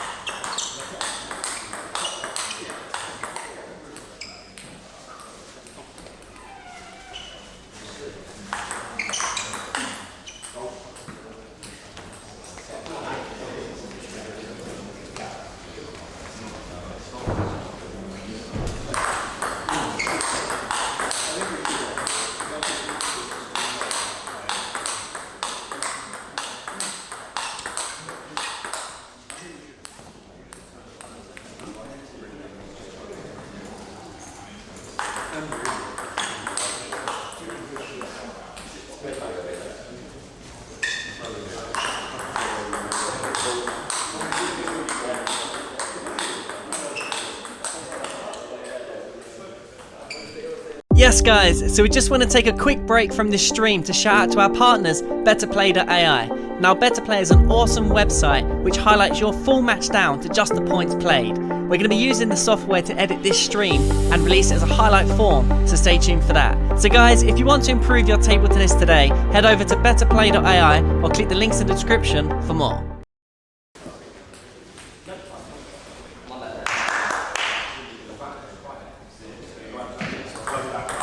Seen a comment there. Hopefully the Founder has been listening to his dad for tips. Absolutely. The chairman would have definitely tried to get him fired up. I hope he hasn't. But that's just me. LA Fusion, get out of here with that Fusion talk. Only joking, Jesse. We love the Fusion boys here. That was such a close match, that Fusion. Yeah. It was Fusion, what was it, back in October? Yeah. A couple of 5-setters from Silent Assassin. Yeah. Not in the team this fixture, but we hope to see him again in one of the fixtures to come. Absolutely. So this is a critical match, 2-1. This really then sets the precedent for where you go in these next few matches. Can we take a 3-1 lead, or does Victor take it and we set that up at 2-2? Let's see what Founder can bring to the table. Into middle as well, not into the wings. See, straight away gets a forehand on, settles a couple of nerves that he was showing in the doubles. Absolutely.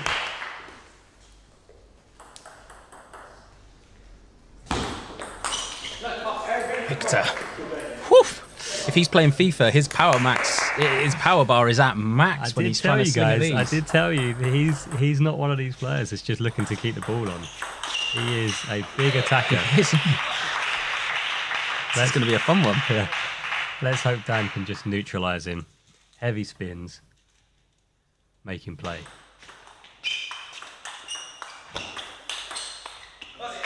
Brilliant from the founder. Doing well so far.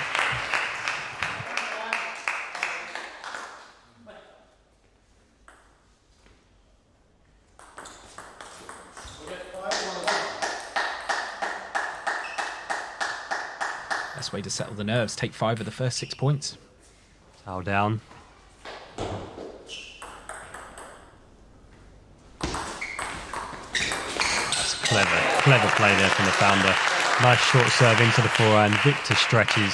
Founder dominates on the third ball.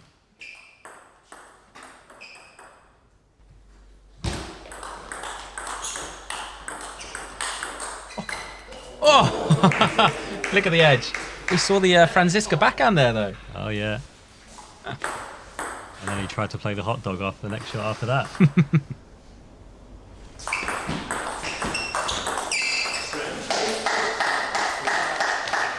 Yeah, he can't be too loose against this guy because he will start getting his shots on. So he needs to vary it. That's good. I feel like those wide areas, Victor seems to be a big hitter. Anything on that middle line of the table, he's going to take a big old forehand swing at. Keep it away from that area. I like it though, founder. Giving it a few of the chose. This is what we want to see. 8-3 up, looking good, looking solid so far. It's gone for the Waldner serve challenge. Didn't quite hit the white line there. Victor picked it up too easy.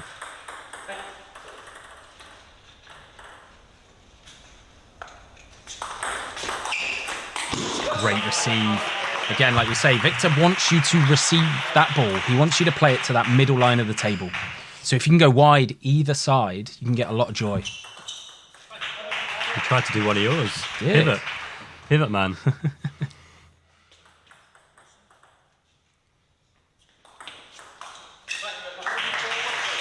Yeah. Nice opening set there for the founder. Takes it 11-4. Much better. Much better from founder there. Yeah. I think, again, that nerve, that first nervous feeling of walking out onto the court, and it's his court, if we're being honest. He wants to do well, and then you're in doubles and you're playing against someone like Gary who's fully warmed up. He's doing all the tricks, and then Victor, who can hit absolute bombs once they start flying. So, yeah, much better. I think he can get a lot of joy here, the founder. Go into the wide forehand. Go to it early. Go off serve, receive. Go off serve, out there. Send Victor, make Victor step right to then play. Then you can force him back to that. And Fowler didn't need to hit a ball past him there.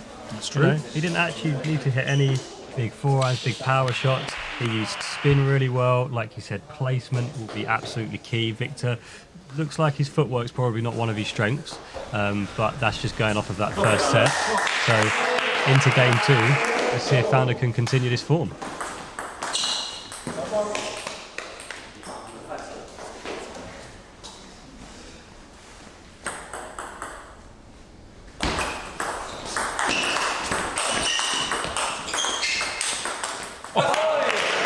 Good combos from Dan. So spin. Then that final one, you heard the slap. It was a punch. There was no spin on that ball whatsoever.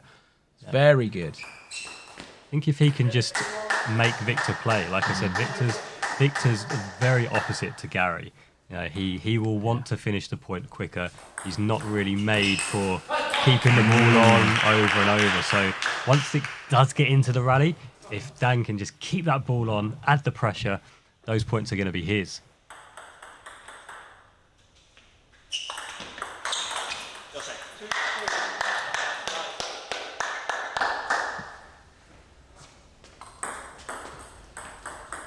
Who says slap instead of clump?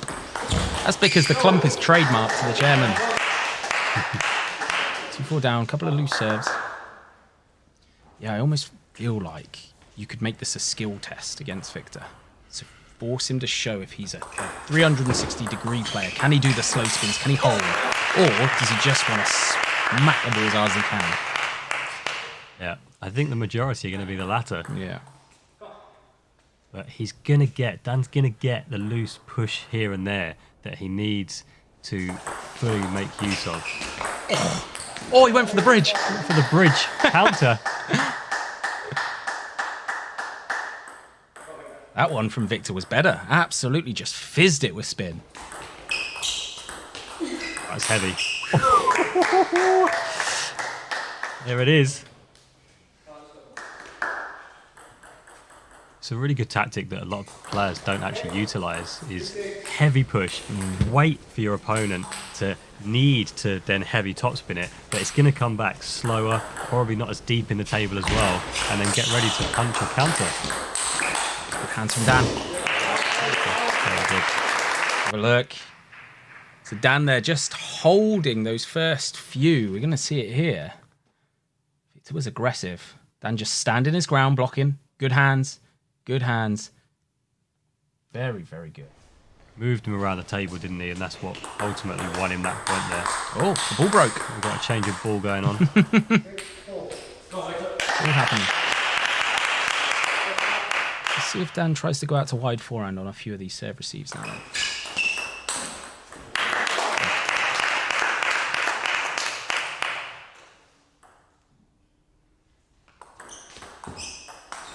There we go. Oh, he's got to get lucky. The bridge.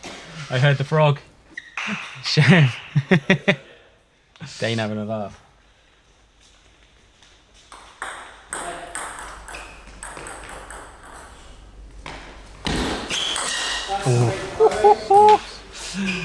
Yeah, that's going to get punished, that kind of a serve there, because Victor's waiting for that.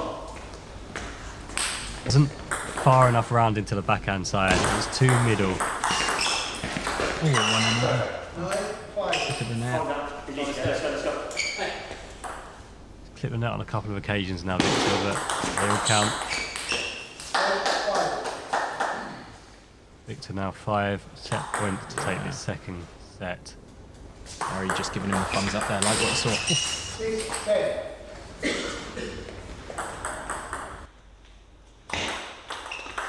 It's better. Again. This is where I really want to see a player dig in now. You know, you're 10-7 down, finish well. Again, Can't. Yes, very, very loose. So we know he needs to tighten up those serves, either short or very long. Nothing that's drifty. Yeah. Nothing that's half long. Whereas pocket against Gary, it was the opposite. It was go half long. Dan just can't do that. Victor's too strong off that. if they're drifting half long, Victor's at the moment he's just taking that one step, getting that forehand in. That's his strength. That's his power shot. That's what's going to win in the match if he can keep on being allowed to get that shot in. So yeah, Dan needs to tighten up those serves for sure. You know, because again, this level, you need to get into the rally. You know, you need to just be keeping it short to start with the majority of the time. Every now and again you throw in that long serve, but it's got to be fast and you've got to be ready for it. Yeah. The idea being if you're going to allow your opponent to attack, it better be because you've set a trap for it, rather than them reading it well and absolutely bombing off at you. Absolutely. Yeah. See what Dan can do then. So 1-1 feels like some of the momentum in at the game. Let's see where we go.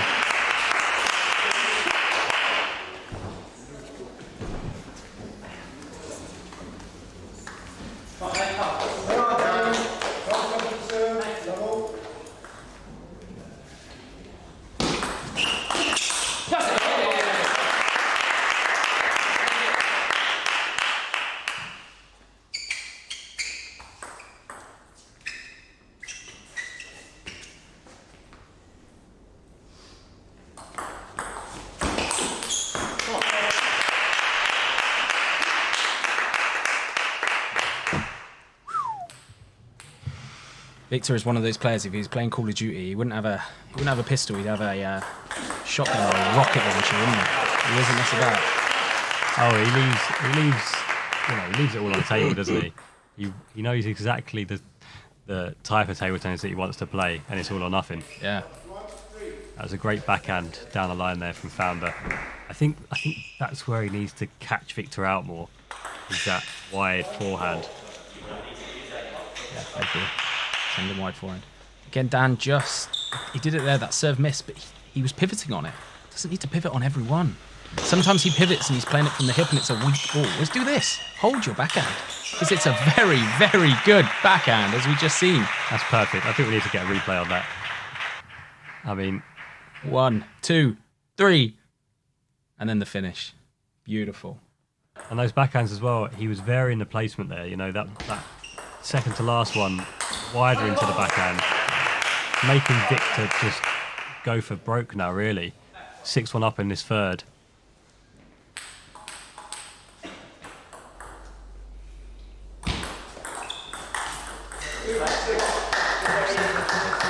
That backspin back to him.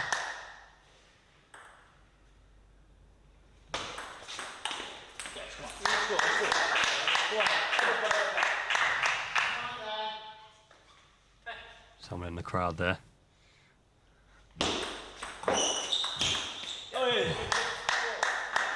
It's just superb placement from Victor there. Straight into the elbow. Dan just couldn't even get the bat on it. Yeah.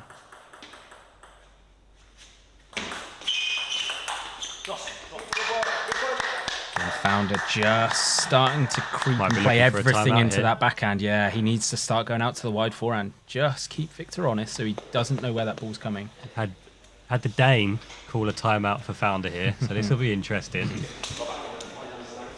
Tell him to do a handle shot. I wonder what tactics he's going to tell him. If it's anything like it was against Team Sweden, hit the strawberry. Or the bridge. Yeah. I think this was a great timeout though, because this set is absolutely key. Whoever wins this is obviously putting himself in a fantastic position to go on and win the match. Dan was 6-1 up, I think, losing points, not just losing them by Victor hitting the ball past him as well, just missing a lot, and it was in quick succession. So sometimes you just need to hit the pause button, take a breather, and then reset, and just stop your opponent from that flow as well. Yeah, absolutely. Just halt the momentum. Point after timeout is always key. Absolutely key. A chance there to attack. It was there, wasn't it? Yeah. He set it up nicely with a short serve. Wasn't ready for the attack shot though. Good feet. Stepped in, played the backhand. Stepped out, played the next one. Always key. Whenever you're training the flicks, whether you're coming in short for the forehand or the backhand, you have to train then that next ball to come out. Oh, it's the bridge! It's the bridge! It's the bridge! We need to replay that. It's the bridge counter. Pargarel is not going to be impressed. Look at that. Oh. He joined back. Big backhand there from Dan. And a cho. That's what we like to see. Read you on the action and found that he's buzzing now. Great timeout, it looks like. Oh, lovely. Lovely receive from Victor. What do you do here then? Needs to be positive here. He needs to be waiting for these long serves. There we go. Would have come long. Yeah. He's going to chuck in a half-long serve now because he's nervous now, Victor. He's just served off. He's going to try and go short. Half-long comes in. I mean... That's why you're the gaffer. You predicted it. Dan did well, though. Was waiting for that half-long and just revved it up. Very well, very well. Yeah. Again, being so far up in the lead and then losing those points so quickly, I think it was a fantastic time out there from Dane. It was. Danish delight. Didn't get better than that. What do we got in the comments then? Dan, you've got him now. We hope so. As much as we're meant to be unbiased, gaffer, we're not. Someone spotted the captain out in the audience looking fresh. Yes, he is. The chair. We need to try and get the chairman up here as well. I'm sure the chairman will come in the booth for his stint. Yes. Yeah. Maybe we'll get him in for Founder's next match, which is going to not be the next match on. It's going to be the one after that. So I'll make that happen. But yeah, Founder here 2-1 against Victor. I really don't want to see this go to the fifth. No. I don't think anyone in the audience today will be able to take that. No. Especially Founder. Paul says it's the first time he's seen a real-time live match. Welcome, Paul. Lovely to have you here. You are in the middle of a battle. Who says daily fans from Mizoram? Is that a place? Oh, nice flick. Oh. Lucky net. Take it. First point in the fourth. Victor just slowing the game down.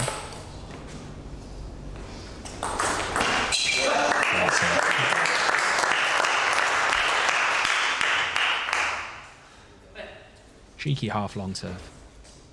Really try and make Victor guess if it's going to double bounce on the table or if it's going to drift line.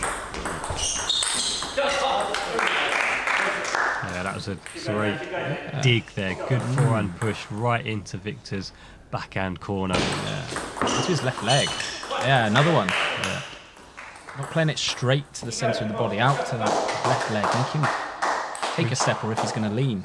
We've seen Victor hit a couple of big backhands, but I think overall his forehand is definitely... Founder stopped me mid-sentence there with back counter. Timeout called by Victor. Let's have a look at that one.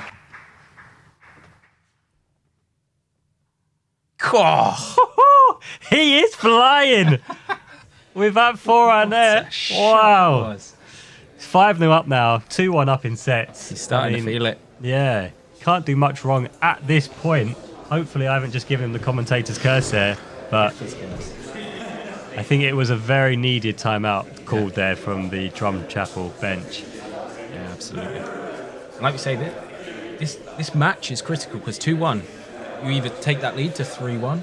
Yeah, when there's only 7 matches, I mean, you know, this is the halfway point now. Yeah. So we either go into that 3-1 lead, a bit more comfortable with then our number 1 coming back onto the table, or it's 2-2. You know, still everything very much to play for. Dan is like, bring me Thanos. Yeah, he had Stormbreaker in his hand then with that one. Aim for the head. Here we go then. Big Marvel fans in the booth here. Try and squeeze as many Marvel puns as we can in. I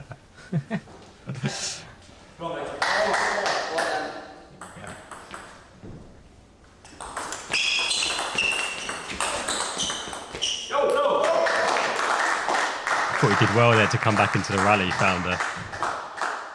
After a loose serve, but just couldn't quite capitalise on that one.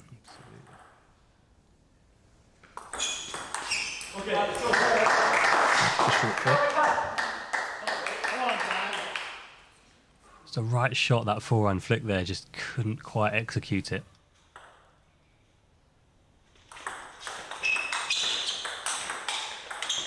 Oh, he's pivoting. Oh! A little bit of an edge there, yeah. The ball skipping through. Take that all day long. Definitely at this point. Good timeout, yeah. We often see this. Very rarely a bad timeout. Great serve from Founder there. Again, making Victor think, is that coming long? And then opts for the push and just misses it.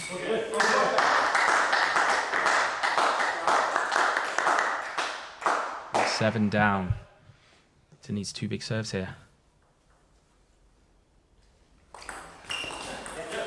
Dan definitely struggling with that short forehand receive.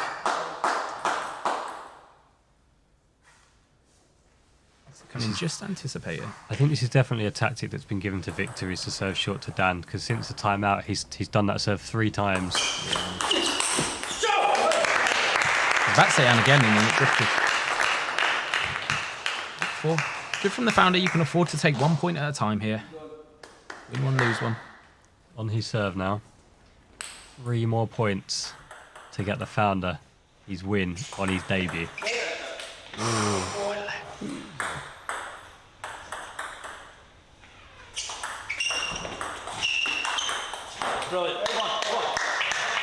Just wonder if Dan can be a little bit more aggressive there.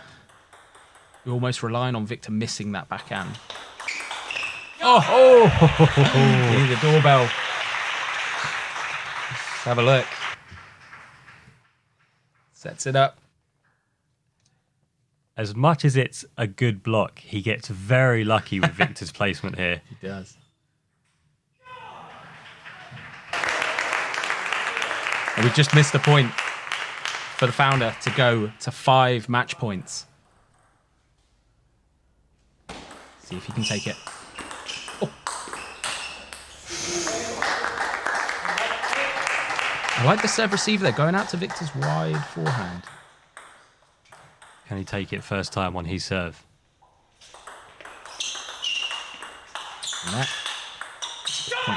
And he's done it.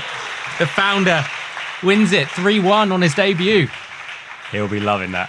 He'll be absolutely on cloud 9 right now. He will. We're going to switch cameras, try and get his reaction as he walks over to the group. Look at him. There we go. Fist bump. See him. With High the graph. fives all round. That was big. Fantastic. Very, Love to see very it. well done. Love Yes. to see that. We're enjoying that. My heart was beating there. Did not want to see that go to the 5th at all. At all. Yes. That was good. And let's see if he can make it 2 with his match later on. So that puts TTD into a 3-1 lead, which is huge. 2-2 would have been really, really tough. Yeah. 3-1 now.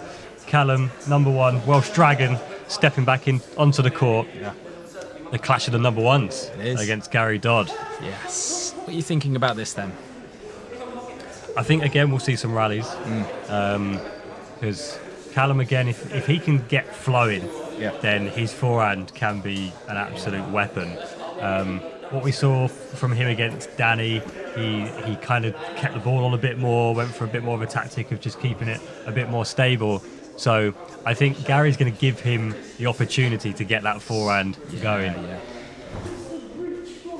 Yeah, I think Callum is going to get into the rally quite well here, and then he's going to have the chance to force Gary back to take a few steps, and I think you'll see Callum just forehand up the line for fun, I think. We hope.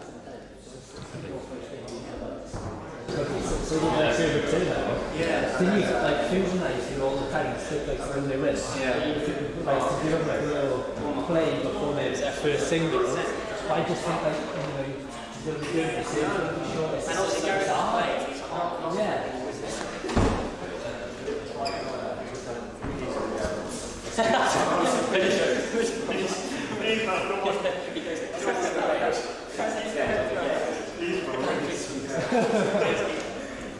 What did he pocket last for the W?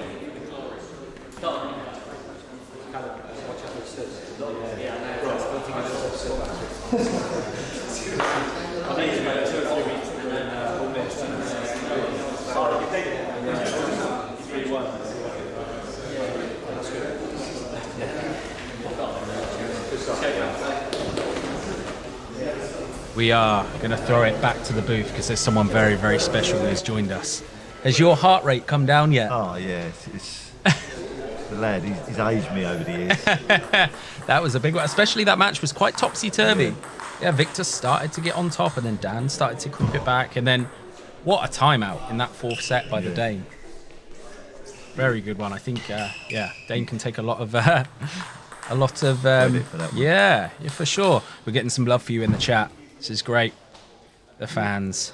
He was so nervous standing that one up. He was, well, you could see it in the doubles. The doubles was almost better for him to play, right? Because he got that all out of his system. Yeah. And we've got up next, we've got Callum versus Gary. We think there could be some really big rallies here. Gary obviously likes to take a step back and likes to play the exhibition stuff. And Callum obviously sends rockets from both wings. So this is going to be a really good one. We only need the one more win to get the win. Yeah, which is huge. Yeah. I've got me bat in the car, Joe. Have you? Yeah, if they need me, I'm available. I wonder if those in the chat would love to see you playing out here. Hello, Paul Dunn. There you go. Yeah. Everyone, why is Dan called the founder? Why is he called the founder, Chair? Because TTD is all him. Yeah. He formed it when he was 16, 17. And Yes. He's little baby. Yeah. Yes. My little thing is better than the chairman. Get this lad off the chat. I won't hear such negative thoughts while I'm here. Yeah, we've also curious. Are all matches played here, or is TTD's home stadium? This is our home stadium, the Ping Pong TTD HQ. So every team plays at their home stadium. So we'll rotate those venues around. So Drumchapel obviously play up in Glasgow, and yes, let me just click on to the head-to-heads. Then let's start to look at Callum, the Welsh Dragon, versus Gary. Question for you. Go on. Do you know what flag that is and Gary's nationality? Do I know? What flag that is that Gary... Yes. Oh.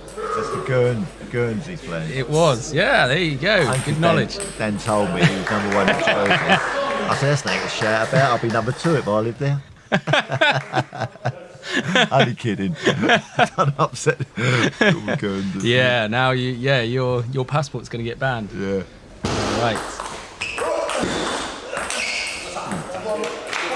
Point off. It was actually Callum taking a back step.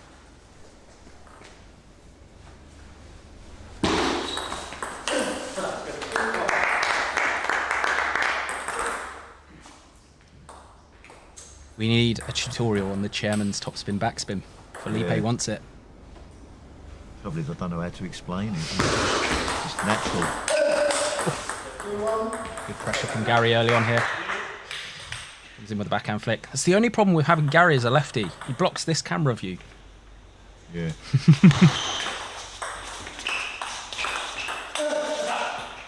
Lovely by Callum. Gary, just great feeling, spins that backhand in. Callum just spins it right back at him. Return to sender.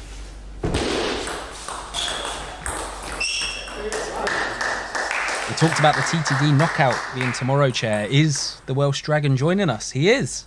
He is, yeah. He is playing. Who do you want to face? I want him. I want the Welsh Dragon. He hasn't experienced the chairman clump. That was a lovely forehand there from Callum. Yeah, Callum just has an extra couple of miles per hour compared to the rest of the team in that forehand. When he hits it, it stays hit.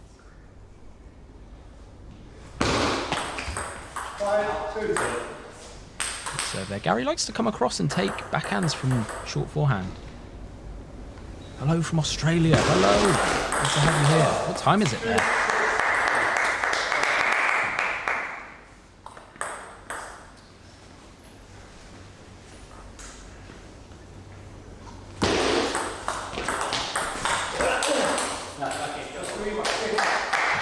Gary's able to get some joy when he attacks that backhand of Callum's. Definitely a route that he should look to exploit.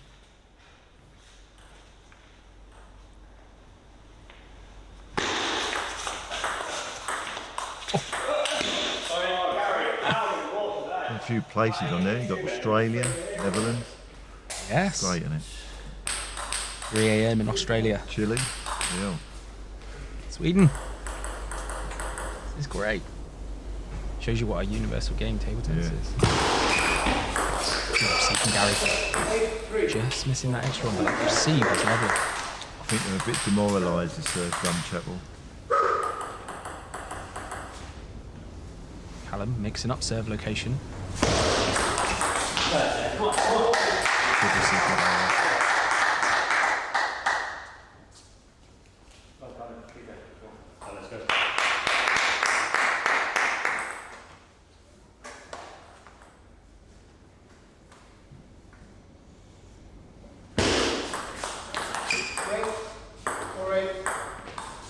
The net there.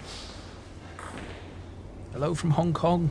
Chilly in Scotland. It is chilly down here, so I can only imagine. Yeah.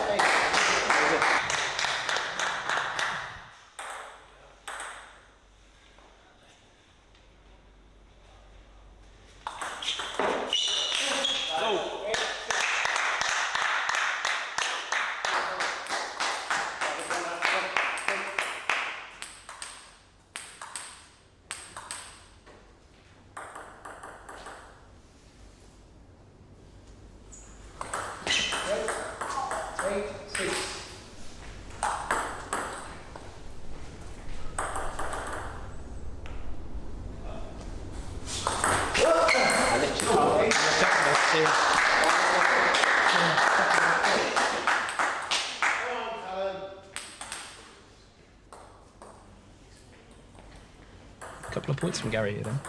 Just bringing it back in. Look at the places. Romania. Hong Kong. Just sitting there reading out the countries. Switzerland, there's another one for you. Hello. Good receives then from Callum. Read the half long, but it was a trap. Gary Come on, Callum. takes that off Middle table. Brilliant shot.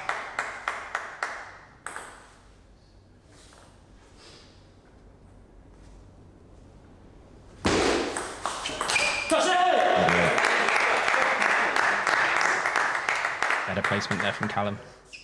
Gary tried again to set the trap, take the third ball forehand, but Callum just placed it into that backhand, make Gary step.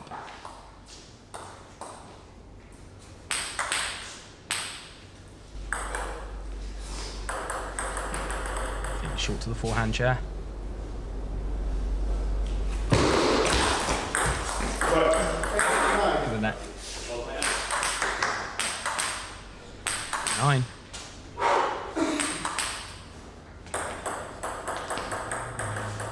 Say hello to the world, isn't it? Yeah. Big show from Gary. Marjan, what's not to like? 10-all. Crucial points. Gary served them.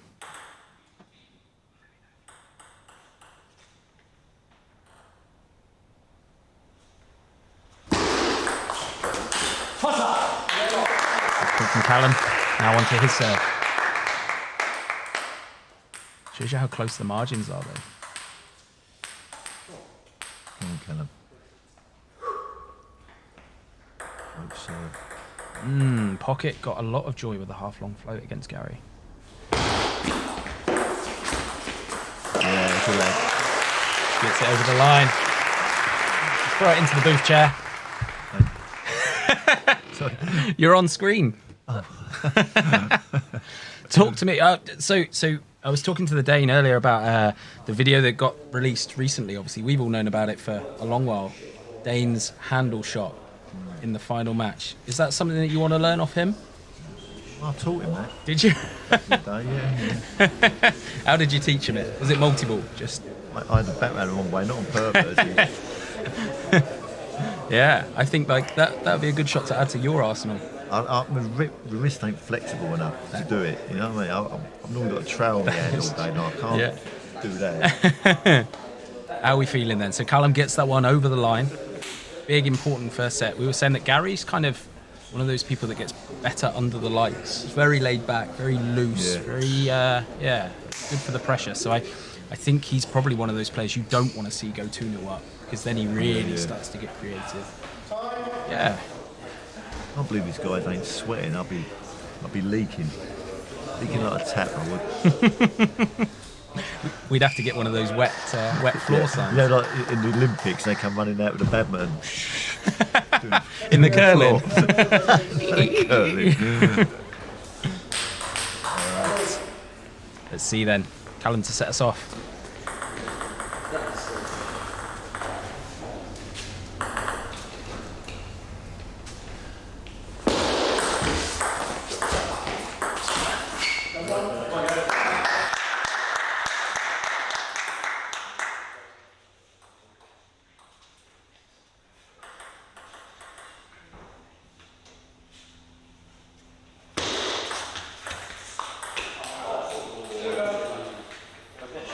Very close to around the net there. Just hit the side of the table, not the edge. Lovely touch from Gary though. It's out wide. Let's see then. Oh! It's a pretty good flick from Callum as well, isn't it? Yeah. Gary just sat there waiting. Rips through that backhand, yeah.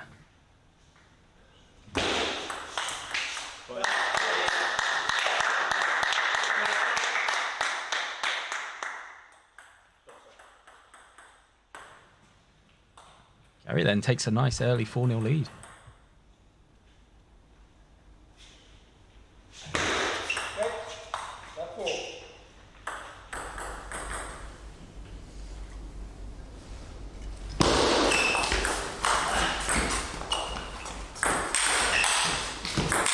Oh! The donkey. Gary again, very good hands, able to just absorb that net, get it into a difficult location. This venue looks great, doesn't it?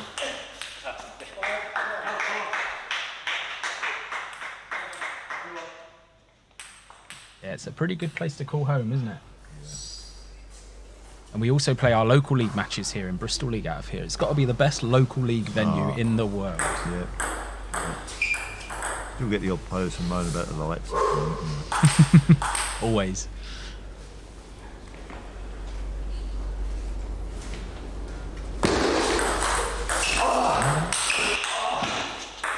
See Gary on the retreat. Oh! Get hold of that. Hit that like a home run, like he's playing baseball. Just taking it before the peak of the bounce. Driving it down.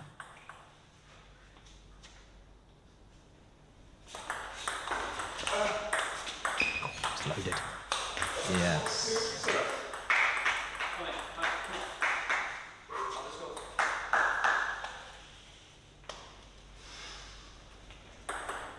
Callum then trailing. Needs 2 big serves.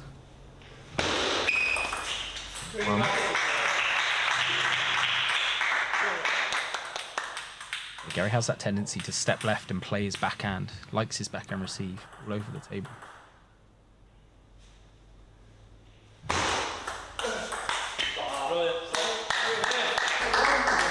A bit loose. Gary takes it, sends his forehand straight up the line.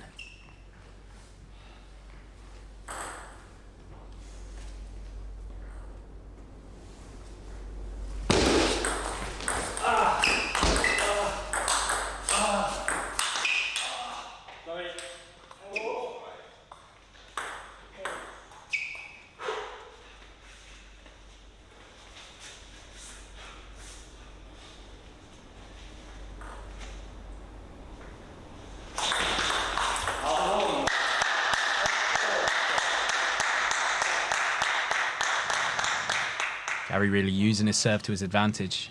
Very, very good server.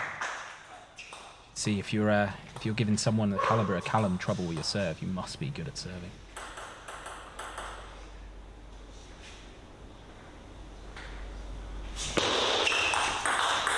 Oh, nice. Short topspin serve, bait the flick out of them, knowing that if they're going to play it with any pace, it's got to come cross corner. You can just play that backhand. That was beautiful from Callum.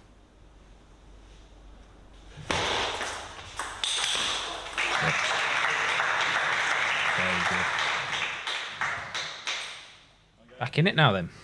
8-6, Gary up. See Callum there just practicing the forehand receive. Thinks it's going to be a short backspin serve to the forehand.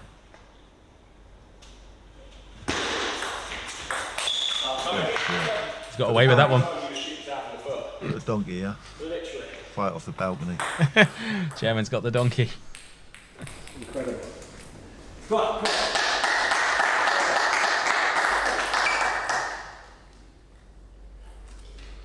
Callum will come back strong and take this set 11-9, hopefully.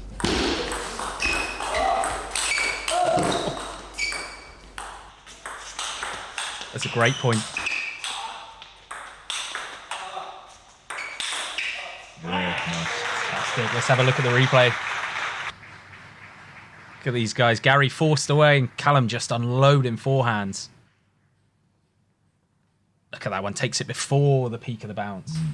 Really important when you're smashing at someone to try and mix that timing of when you hit them. You don't want to take it obviously past the peak of the bounce because that gives them a chance to then step in. But equally, if you can, if one drop short on the table and you can take it earlier.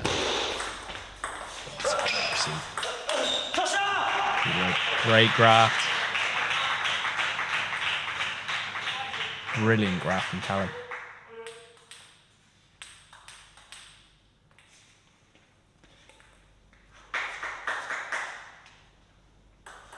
Question, yeah, how often the team train? About 2 or 3 times a week. We have a coach here, a really good coach. Bloody creative receiver can go. Yeah, there isn't necessarily a head coach at TTD, is there? No. They all help each other. Tom will coach Dan. Dan will do multiple sessions. We also have a Grecian. A Greek-seeking missile is what we're calling him, George, who's a very, very good player. Who's in Bristol with us, training with us. You've been getting one-to-ones with him, huh? Yeah. Helped improve me so much. and all them. Big point.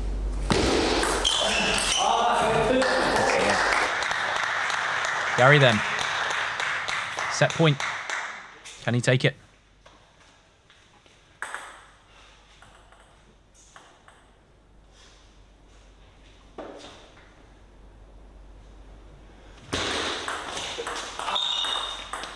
Nice. Come on. It's unbelievable hands from Callum. That serve receive was absolutely butchered. Gary then spins it. Callum just absorbs it, put it back onto the table. If that was you or I, we would have blocked that up to the ceiling. You speak for yourself, son.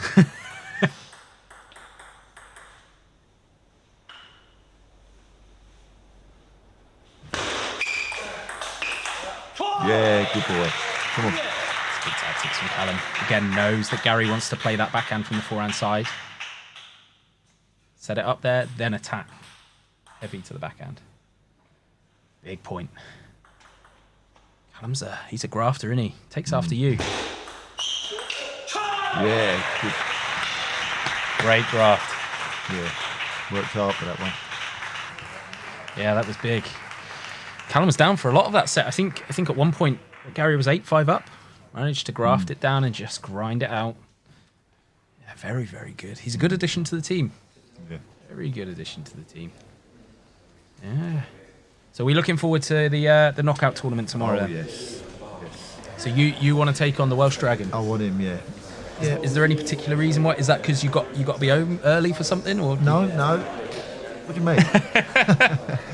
he hasn't played me before, so yeah, I'm going to cause a few shocks, I think. Yeah, you catch him by surprise. Yeah, maybe. I know they all want me in the first round, but I can handle that. Yeah, it's going to be a good day. Yeah. You here, Joe? I am. I'm not playing. I am helping to record, me and the junior editor. Yeah, going to be walking around, filming everything for these lovely people. Get a video out. All right. Players heading back out. Table. I'm in a good position. 2-0. Wonder where this one's going to go. What does Gary try and do? Doesn't need to change a lot. Almost had that one.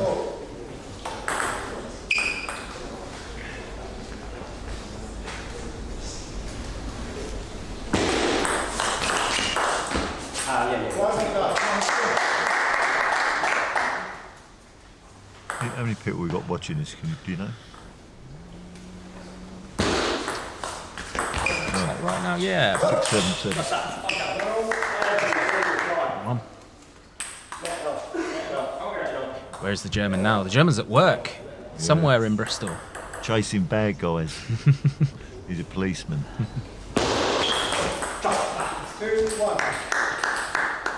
See there, Gary, just mimicking, play the forehand receive to it. Knows that Callum's trying to catch him there now. Good serve.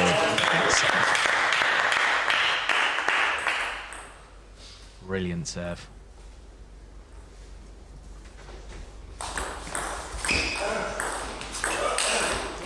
Oh, nice combo. Slow spin to the big backhand rip. Big fan of the pocket rocket. Yes. Stay right where you are, Mahesh, because you're going to see him in action shortly. Oh, not sure what happened there. Just dived off Callum's back.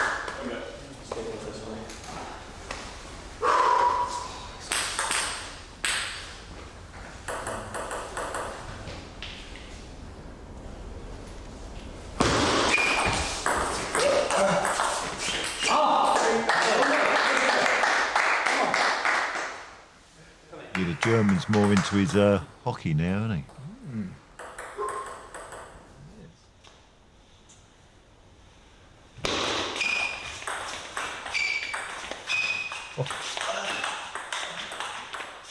Good point. Oh, flicker. And an edge. Callum nearly takes out the roof. Just checking if the ball's broke.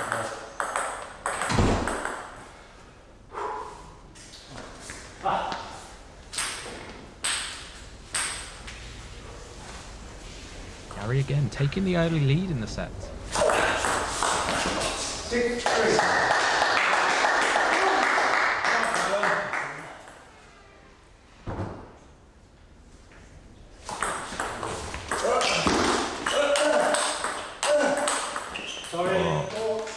catch the net. Yeah. Did well to hold those ones though, right? First few. Just a lucky flick of the net. There's been a lot of nets today. Yeah. It's a new net and all.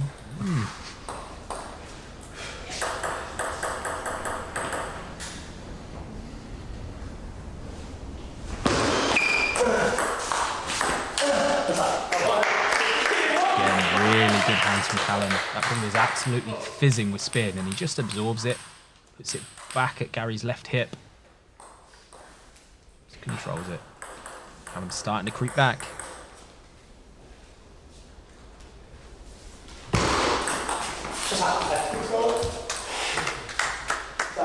Looking a bit despondent, old Gary.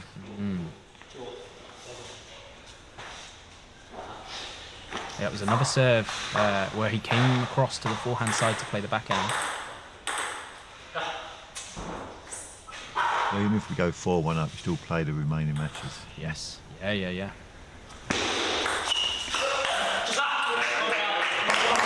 Callum is very underrated as well. His serve receive gets those backspin short balls. He really rips through it.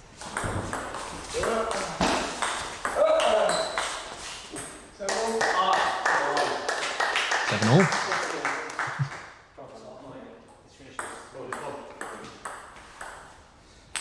See what Callum does.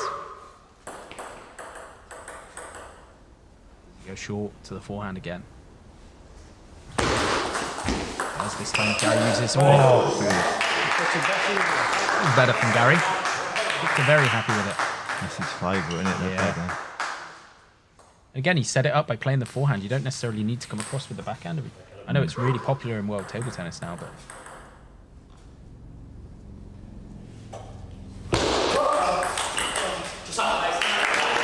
very good serve from Callum. Again, set the trap. Serve a lot to short forehand. And when you think they're expecting another one there, you bang it as fast as you can into the backhand.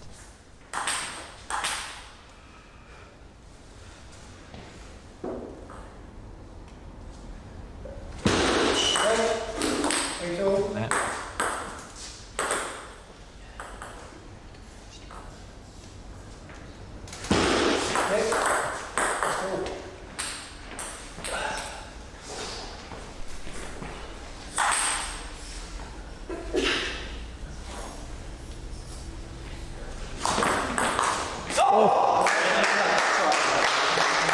Serve there, nice kickers.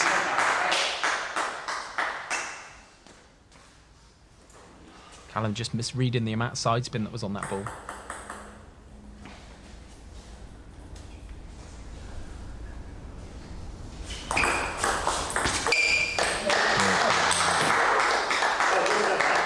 Laced with backspin. Callum now 2 serves to save this set. 8-10.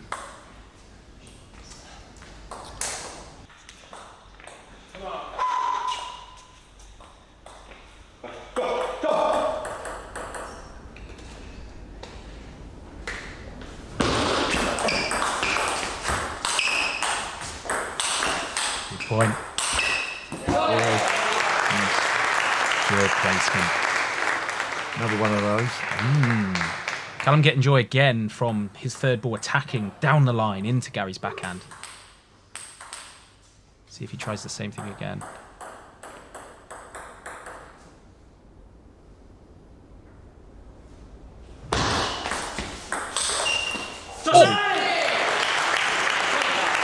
Very, very good. Short to forehand, long to backhand. That's the combo. He's a grafter, isn't he, the Welsh Dragon? It certainly is. Doesn't know when he's beat. See what Gary comes up with here. Very tricky server.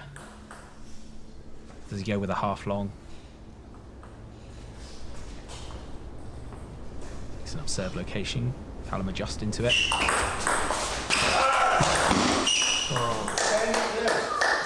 Negative on that.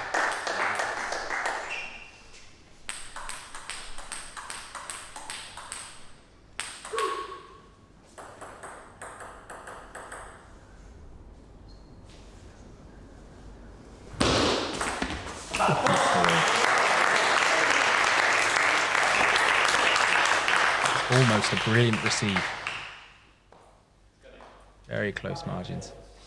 Sometimes you're better off just doing a simple serve and it gets tired. Absolutely, yeah. Both tens. Pocket got a lot of joy doing that, didn't he? Short float would be good.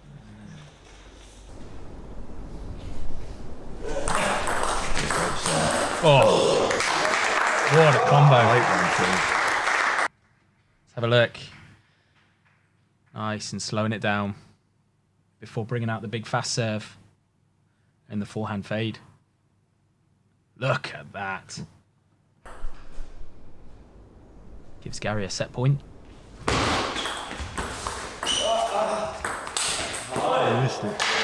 Takes it. 2-1. Interesting. So another one where Gary was leading. Welsh Dragon managed to drag it back into a deuce battle. Give himself a bit of confidence on it. Yeah, yeah. Again, I wonder if this match is going to hinge on who can attack down the line into the other's forehand. Callum's starting to go a lot into the backhand early in the point. Whereas Gary then, that perfect example, fast serve and then bang out wide to the wide forehand. Yeah. It'll be very interesting. I'm going to love you and leave you, Joe, I think. Oh, yeah? Yeah. You've had enough. You're done with my services, have you? Do you want to go now? No, wait. Who's coming in next? The Frog? And the Frog is going to come in, talk us through the remaining set. Let's see. Who's giving the team talk? So it's the Dane giving team talk as well. Callum. Yeah, so there was a comment earlier actually about the editor seeing Tom Lewis, the editor, walking around with the camera, and why aren't we going to his view? Well, the reason for that is we're actually going to release his footage as almost like a behind-the-scenes additional footage. So you're going to get to see it all up close, and we'll release it as a video probably within the next 2 weeks, I imagine. Capturing some really, really good content down there. Okay. Let's see then, Callum to serve us. Fourth set.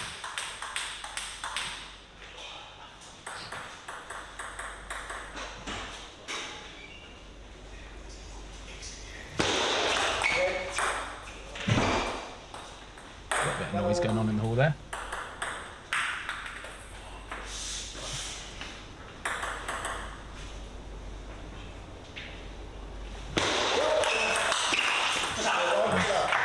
Aggressive start, fast serve, up the line. See if Callum just starts to up the ante here.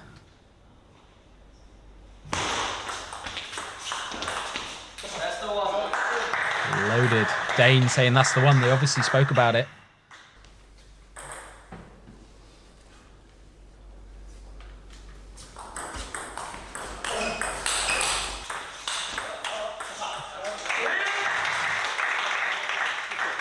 Callum did well early in that point.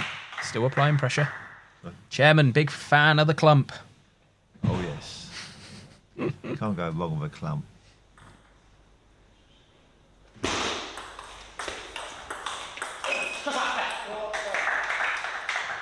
Then he's going to bring out a masterclass of the clump. Is he?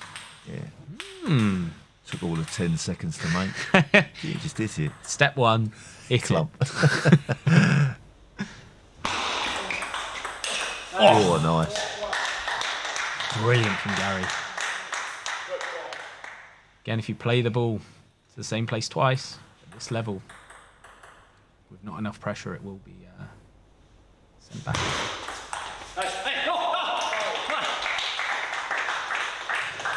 It's great to see the day more involved. It is. Yeah, he's over here for the knockout that's happening tomorrow. It's a long way to come to get out of the first round, though, isn't it?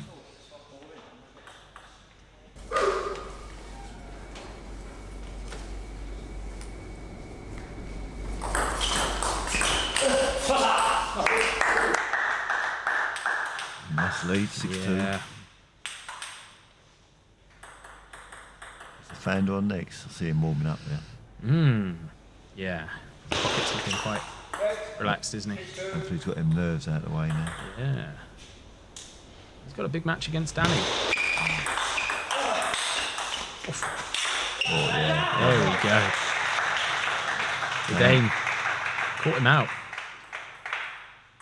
That's what I was saying about if you can take the ball early, if it lands short on the table and on the rise, you still hit through it. You give your opponent barely any time to react. Oh, beautiful. Came in, faked that he was going to play it backspin. At the last moment, just closes his angle and hits straight through it.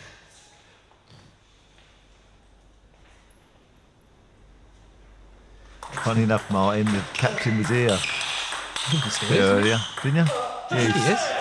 He's gone now. Oh, is he gone? Yeah, he's down for the weekend. He pops in. It's his dad's birthday. Ah. What happened to the Beast? Well, the Beast is currently in Germany. Yeah, he's gone back.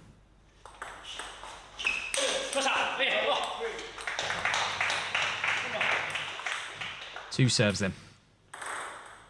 See if Callum can take it home. The Beast couldn't play in this anyway because he's tied to Germany. And they won't let you play two countries, Joe. Is that right? Yeah, in the top leagues. Top league, yeah. Let's see then. Does Gary go exhibition mode? 10-3. Oh! Good way to finish it. Well done. The Welsh Dragon brings that one home. Fantastic. Yeah, that goes the same with the Dane. He's tied to Denmark, and you're not allowed to play two countries at this level. When you play in the top divisions. Which is a silly rule, I think. I think it is. I think you should try and encourage the highest level of player in your league as you possibly can. I think a lot of the players are not too happy either because they're missing out on wages and, you know. Interesting. Right, we are going to swap you out. Oh, you kicked me out? We are going to kick you out. I'll start to enjoy it now. Because there's the frog. We got the frog ready and waiting to come in. Let's see if the fans want the frog or the chairman here. All right. Talking to you guys. Yes. We will catch you in a little bit. Yes, mate. All right. Thank you.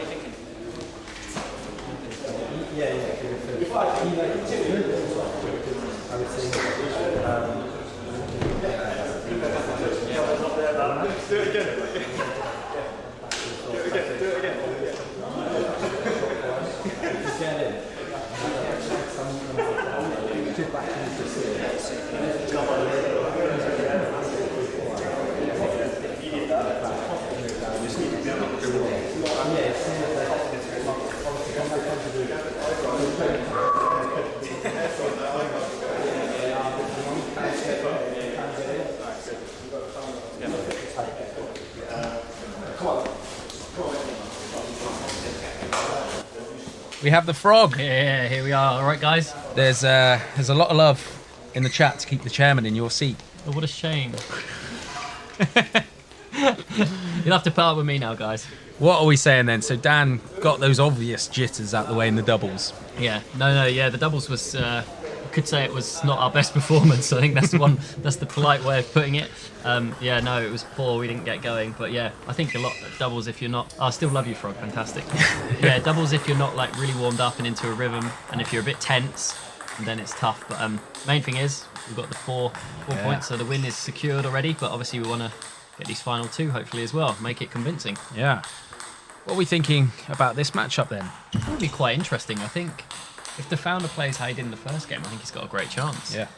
But yeah, we're pretty even. Danny's a solid player, doesn't give you much, so it won't be easy for sure. Again, that righty to lefty combination, very interesting to see. Dan, if he stands and trusts that backhand and leans forward for it, puts his weight through it, he could definitely cause Danny some problems in that wide forehand. 100%, yeah. Dan's just got to trust his backhand, which, to be fair, he's doing a lot better now. Like, 6 months ago, struggling, he was running around for his forehand, but now, yeah, he's starting to use it now. Yeah, absolutely. It's going to be a good one. Founder's going for 2 out of 2. We've even got the popcorn in here, guys, for the founder. Some popcorn. When the founder's on, you've got to sit back, relax, enjoy, pretend you're at the cinema. It's great. It's like being at Cinema Deluxe and the founder's on the big screen #1. Tickets, please. Then you need to get one of those slushy drinks that cost you about 50 quid. Yeah. You better off find a DNA Platinum rubber. Yeah, I got my DNA platinums. Oh, from the recent release Yes. challenge. That was fantastic. Dude, yeah. We've got a creaky door in here. Editor's door. Let's see what's happening in the comments. I've got steppers. How long have you known the founder? I've known the founder. There, I see the question now. Yeah, I've known the founder since I was about early days of us both playing. I was probably about 13. So yeah, long time now. Yeah, since we were about, I was about 13. Dan was probably about 15. Rudrasoni, hi, big fan, fantastic. Thanks, man. Great to see you tuning in. Let's go then, founder. Yes, big start. Yeah, straight to the hip.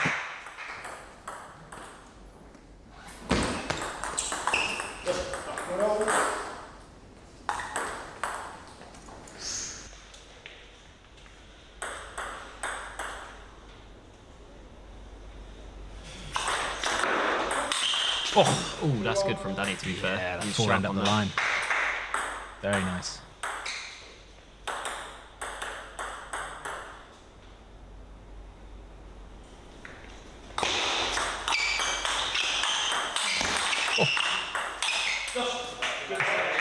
Here we go. Both players are starting to get going now. Good point.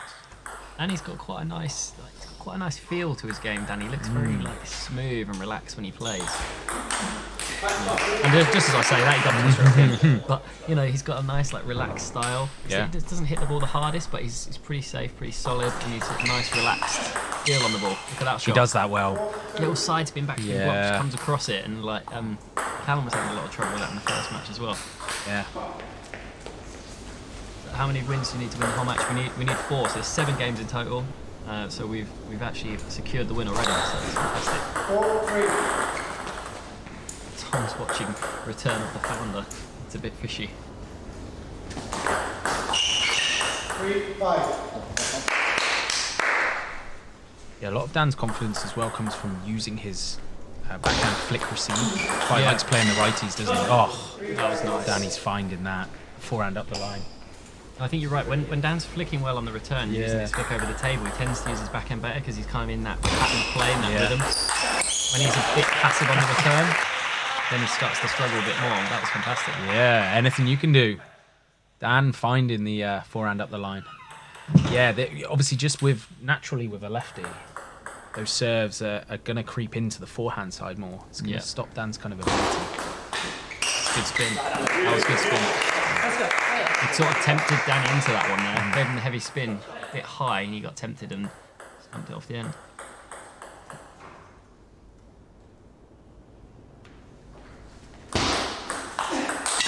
Oh, that's good. Good receive from Dan though, putting pressure on. Danny He's getting in. Counters well. And he's one of those players you're going to have to play a lot of forehand into backhand and backhand into forehand transitions. Yeah. Aren't you?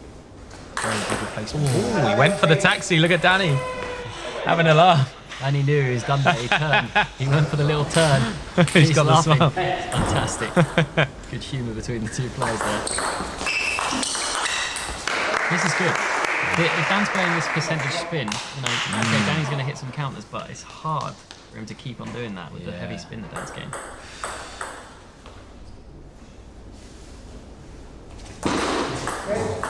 Exit.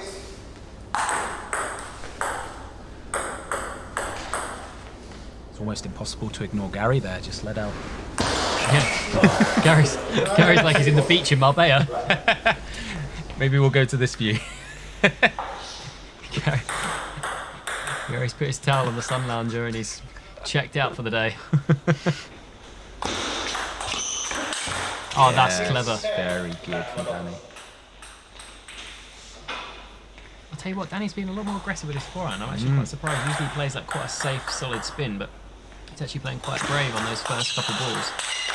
Look at that, there's another one. Found that one. Very, very convincing first set from Danny. He's got that sort of technique where it's hard to read where he's going sometimes. That was very good. Yeah, his forehand, the way I was watching it then, the way he actually plays it when he actually wrist. opens the wrist and then closes it. It's quite very hard difficult to know which way he's going to play it. Exactly, yeah. Yeah.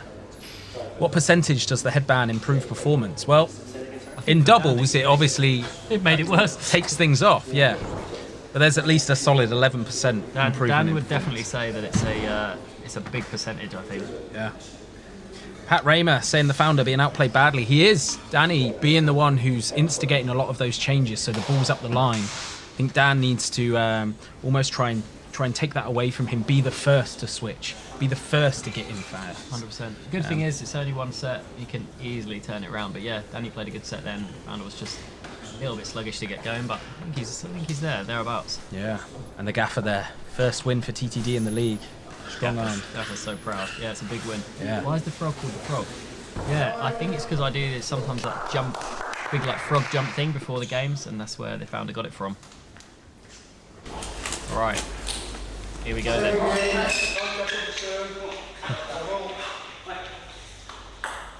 Come on, founder.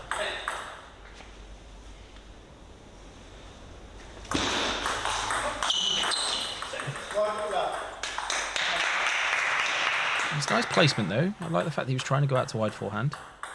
Danny though was there, ready and waiting.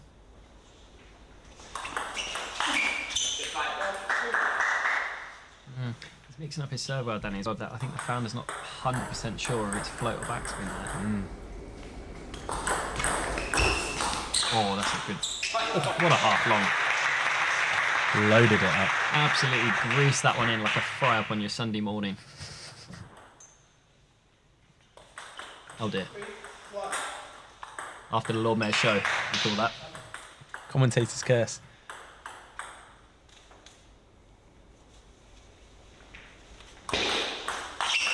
This is better. Good from the founder. We got a bit of love for Michael there for the presentation. We love to hear it. Fantastic. It's great. Appreciate it.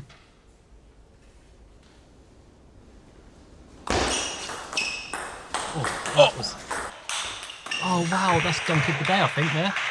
Unbelievable counter off Dan's heavy flick. Was. Again, that open bat just makes it almost impossible to know where he's going to play it. He's doing the world now. He's just changing the wrist at the last second. Support from the crowd there for the founder. Yeah, again, if you look there, Danny's the first to switch. Pocket was saying, pointing to the backhand. Switch him before he switches you. Nice switch up. Nice change of serve there. You can hear the pocket rocket from the bench there. Positive, come on Dan, positive. It's great encouragement.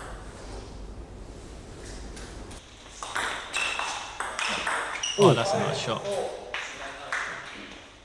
It's a beauty. Right up the line.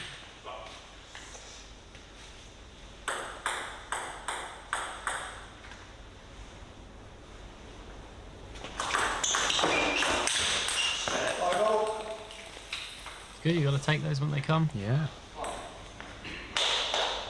Actually, I feel like this is a key set. If the founder can get this one over the line, that might give his confidence a big boost. Oh. It's a Here big we point. go. Oh. Oh, that's brave. Fantastic point. Let's have a look. Danny doing very well. Again there, if you see, he was the first to switch. And again here, he just waited at his backhand for this. Boom. Beautiful shot.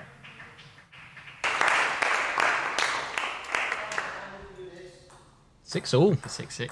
Shows you how close it is. Again, I think if founder can just be the one to switch early. He's just got to be brave with that, hasn't he? Not get too passive and play two to the same spot. Yeah.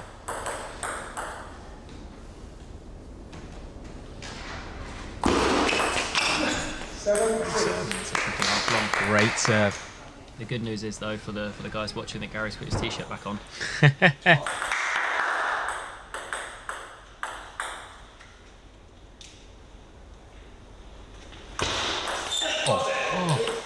He just founded the founder there. What kind of serve training are you guys doing up in Drumchapel? Yeah, it must be the Iron Brew.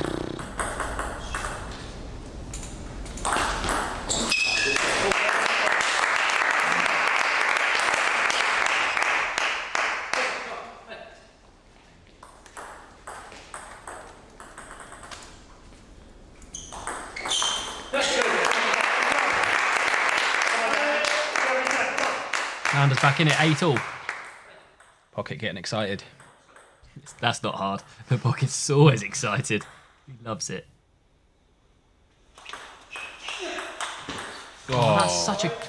That's what I was talking about earlier, where Danny's like feel for the ball, and like that's a heavy spin. A lot of players will just heavy-handed and block that out or play a weak ball, and he's just not only managed to get it back, but just feel it into the. It was into his hip as well, into his crossover, and he just leant. Beautiful. Nice control. Again, like look at that. Danny can practically serve and then take a big step to his right because he knows the ball's going there. Yeah. Dan's almost playing over kind of half the table. Yeah, he's got to switch that one up. Even rolling that down the line slowly to his forehand would have been fantastic there, but he's just falling into that pattern of being a bit predictable at the moment. Yeah. 2 serves to save it. Really good, nice.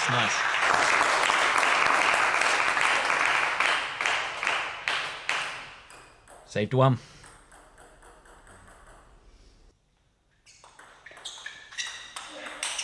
Oh, this is Danny.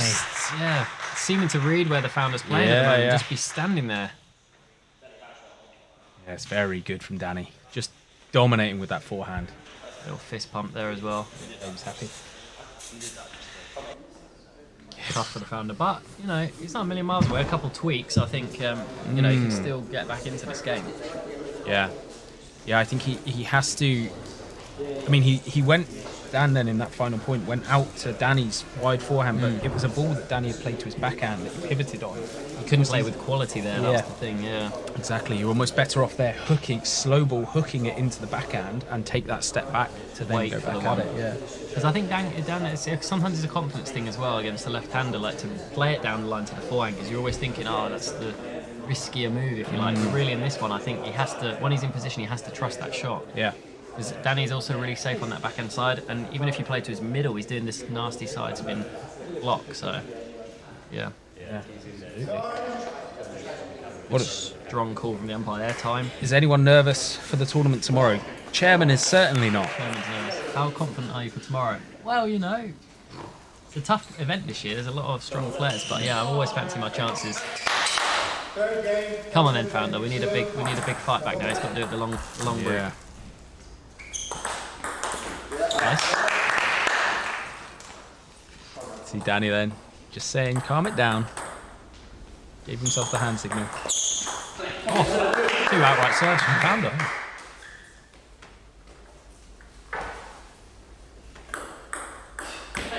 Which of the TTD guys played best against a chopper? I would have to say captain. Obviously, he's not playing today, but everyone knows the captain, and he's fantastic against Chopper. Look, even there, look, we had a comment. Garth puts choppers to sleep. So true. Can you imagine trying to chop against the Dane? Oh, beautiful shot he plays out that line. Founders is almost scratching his head there, like what do I do here? But it's 2-2. I am not playing this year, no. Wow, it went down. Hello from Kyrgyzstan. Fantastic here.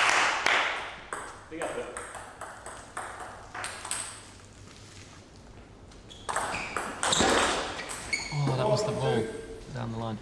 Maybe a timeout here, potentially. Yeah, lost 4 points on the spin. Wrinkle? No. We've got the gaffer and the Dane on the touchline now. I thought one of them. For sure, if he loses this point, it's going to be a timeout. Absolutely.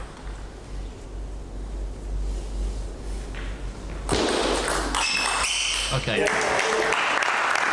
He's better.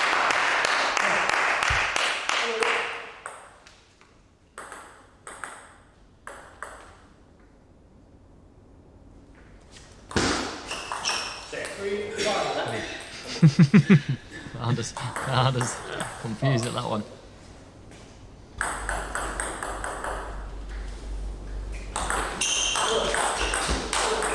Yeah, you can see it. You can see it really well. Danny's technique on that forehand where he opens the back. That See it from this view, yeah. See if we can catch it this time. Surprised there hasn't been a timeout here. Surely now. Yeah, the boys aren't moving. Maybe they're just trusting the Founder's going to do the epic comeback.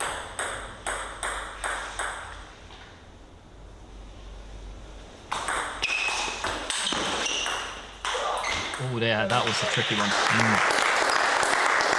Sudo out to wide forehand.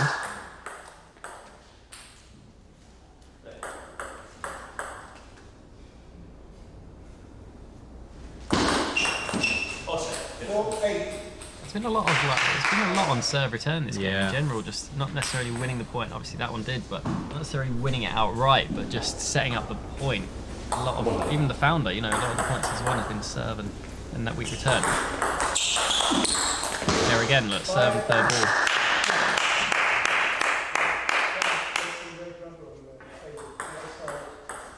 Oh, the umpire's just noticed a bit of rubber.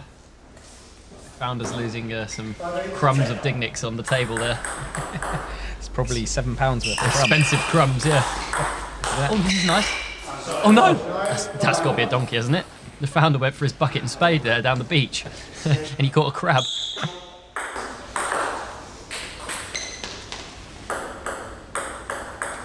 Danny just proving too good.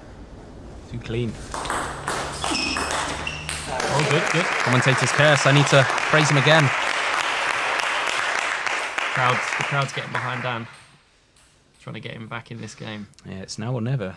He's got to do it now, yeah.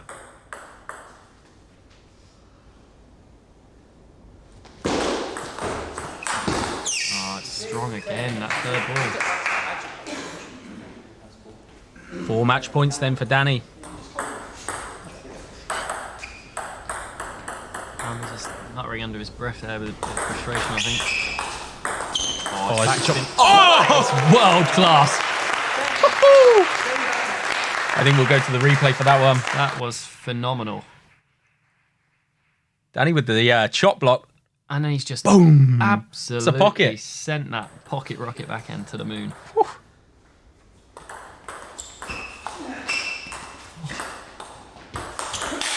Oh, Danny with his own big backhand there. And Danny takes it 3-0.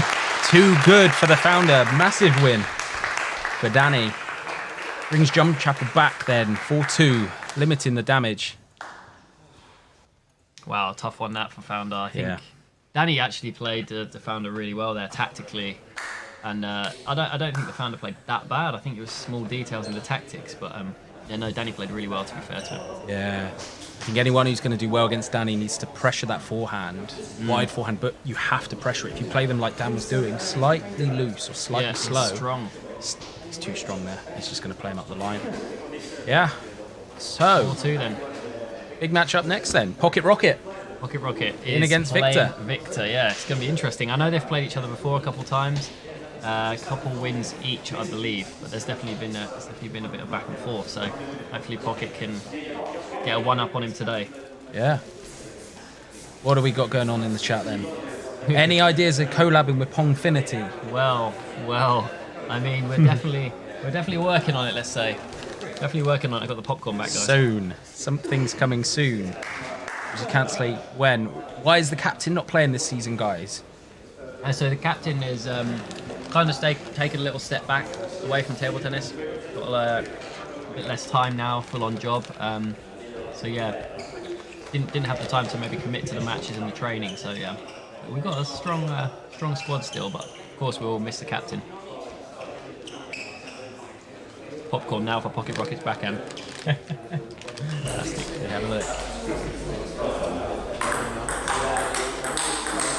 This could be an absolute rocket fest Really from good. both of them. Yeah, Victor doesn't hit the ball gently, does he? It's all or nothing. Yeah. Usually all. Yeah. Lots of love for the umpire, yeah. Harry, big shout out to Harry Jottle, fantastic umpire. Makes the correct calls. Does it, understated. Doesn't get heavily involved too much. Like a good umpire should. Doesn't want to be the star of the show. He just does his job efficiently. Fantastic. He's a great guy. Look at the chairman there, up talking to the opposition. I wonder what he's saying.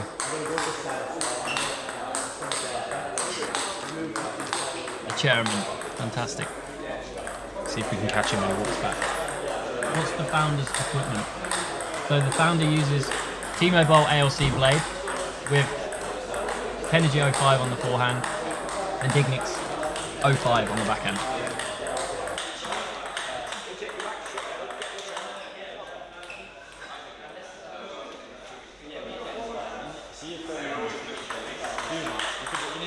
We want the pocket to finish strong here. This really could be a season where every point matters.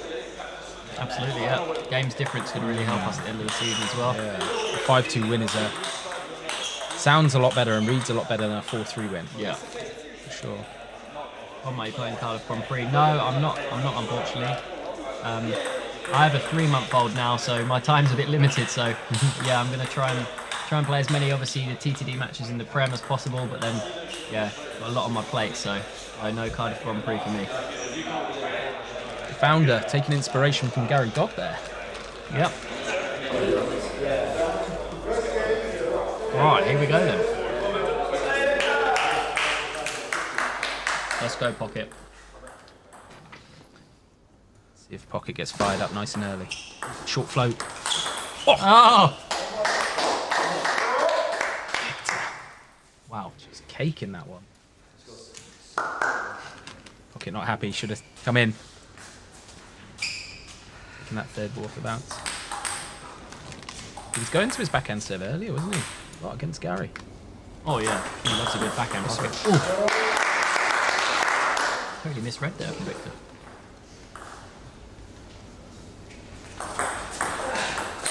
Oh. That one nearly hit the founder behind the court. I can imagine training with Victor, you must lose so many balls. They just disintegrate in midair. And you got bruises all over your legs. Yeah.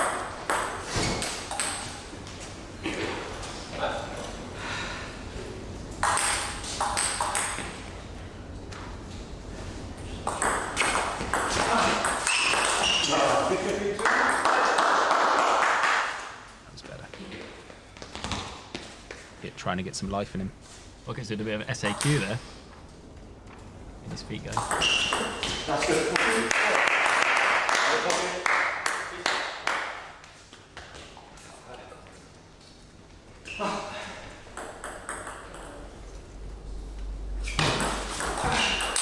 Oh, here we go.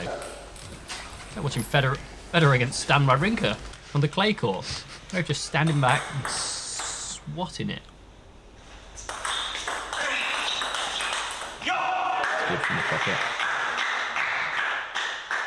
You just see the founder's head peeping over the barrier there. Just keeping an eye on Pocket. Good boy. Pocket with the good boy there.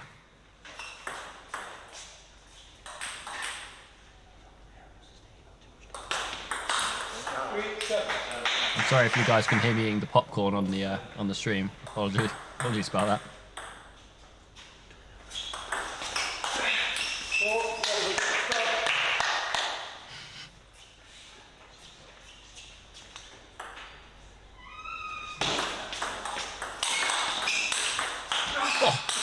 Oh, it looked like Great point.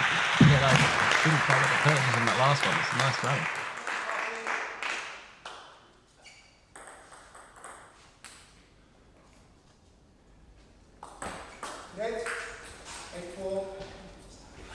Why did we roll the founder out for one local league match? Oh, we need to do it every now and again.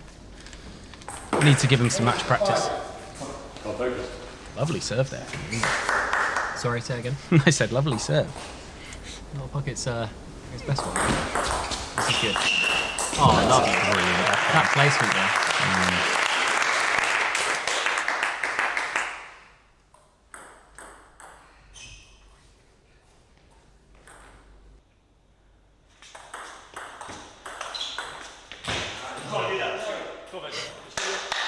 Good spin by Victor.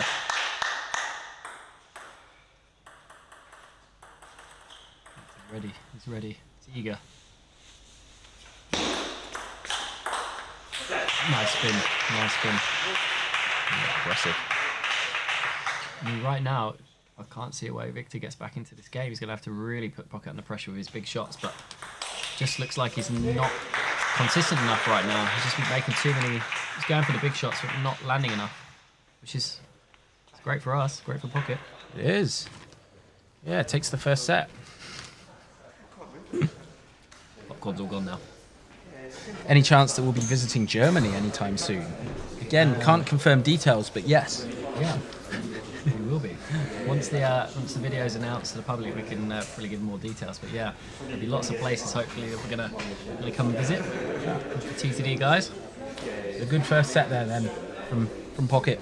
Aggressive. Very good, very good. I think aggressive, but in the right way. Like he doesn't have to overforce it in this game because Victor is quite high risk. He'll hit some fantastic shots, but he will make mistakes as well. So yeah, you don't need to overdo it. But obviously, there's a balance. You can't let him totally have a free reign as well. You've got to put him under that pressure. Yeah, for sure. Yeah, I think for anyone playing Victor, you probably have to give away 2 or 3, knowing that he's just going to hit 2 or 3 Sometimes unbelievable shots. He's going to get 1 or 2 a set, sure.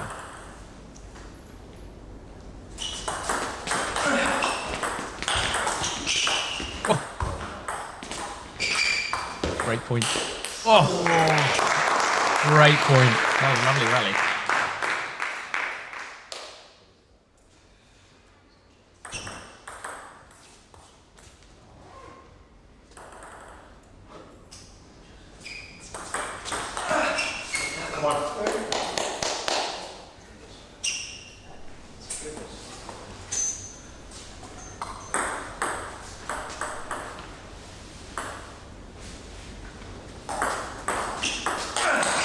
Oh, nice backhand from Pocket there. That's his trademark. Yeah, that half long where he can just lean forward into it. Big swing. Just power. Yeah, Pocket's just tying him up at the moment, Victor. He's just, struggling to get his rhythm.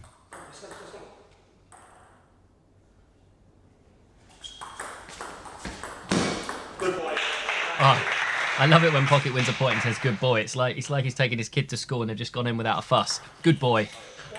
Serve long. 4-2 then, Pocket lead. 4 points on the spin.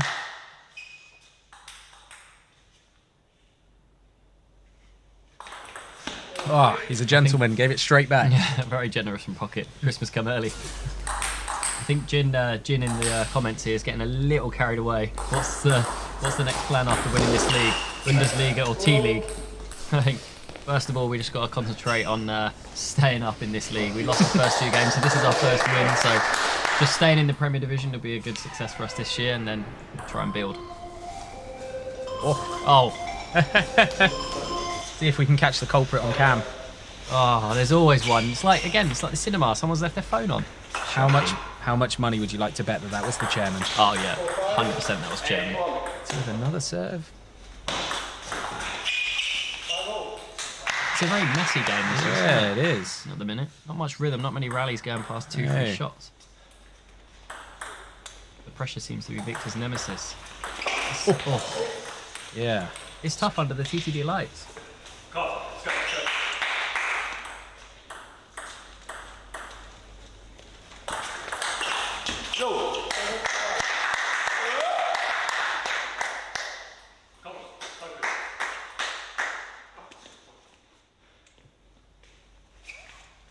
Victor then 7-5 up. Oh, this is the backhand fly swatter. He's just in a fly buzzing over his porridge and went bang. Got rid of that thing. Did the chairman proud with that clump?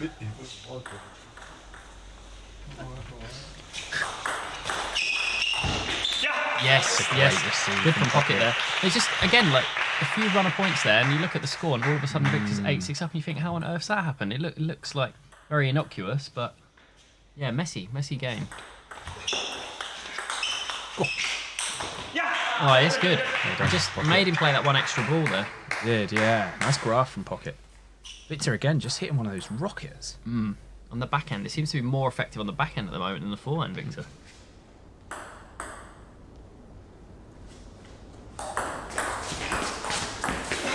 Oh, maybe not.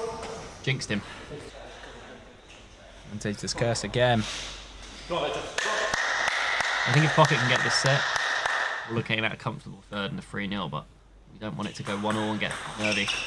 Another great receive. Pocket lets him know it. Clever push it was. It really deceptive, actually. Last minute, just changing it to go straight up the line. Victor with a smile on his face. Oh, unlucky there. I think it just maybe caught the edge. I like that though, Pocket. It's good. I think people can learn from that. Positive reinforcement. It's easy to get annoying and frustrating and be like, oh, bad shot when you lose a point, but also important to you know, encourage yourself and give you that good feedback when you do hit a good shot. And back to the backhand serve. Pocket's used it a lot today. Yeah, he has. Nice and simple. Oh, I thought he had it there. It's a let though. It's a good serve though. Good from Pocket. Again, positive reinforcement. Waiting for one of these where he's going to send it long to the backhand. Oh, that's clever. He's giving it the that's clever again there.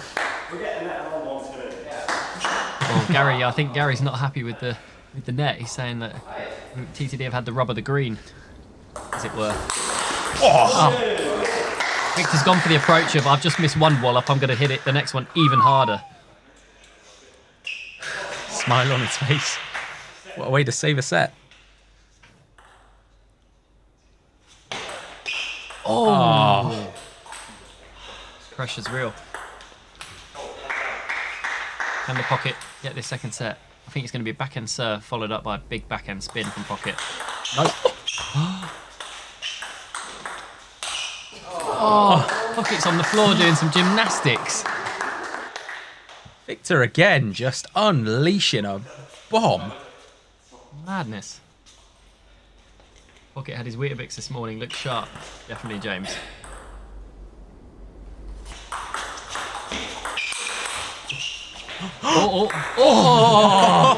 That one went up to the NASA space station and nearly landed. Did you see the look on Victor's face when he realised that might have a chance of going on?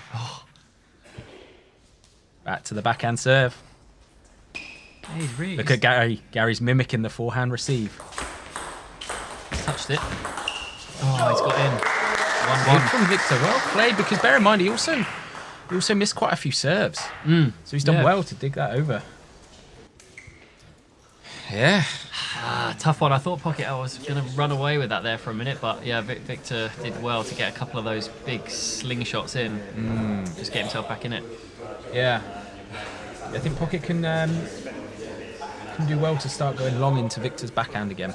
Yeah, mix it up a bit more, because I think he got into a bit of a pattern there. Yeah. And Victor's very good when he sort of knows, he's aware of what's happening, sees that pattern early, and then it's tough to keep him out then. Absolutely. How was our doubles campaign? The doubles? We have the founder in the building. I mean, what's the polite way to say how bad we were in the doubles? I don't Rubbish. know. Rubbish. Well, there you go. You heard it here from the chairman. You guys were that bad that Gaffer was in here thinking he was going to get the sack, like Eric Ten Hag for fielding. No, it makes sense. All we can do is apologise to the gaffer.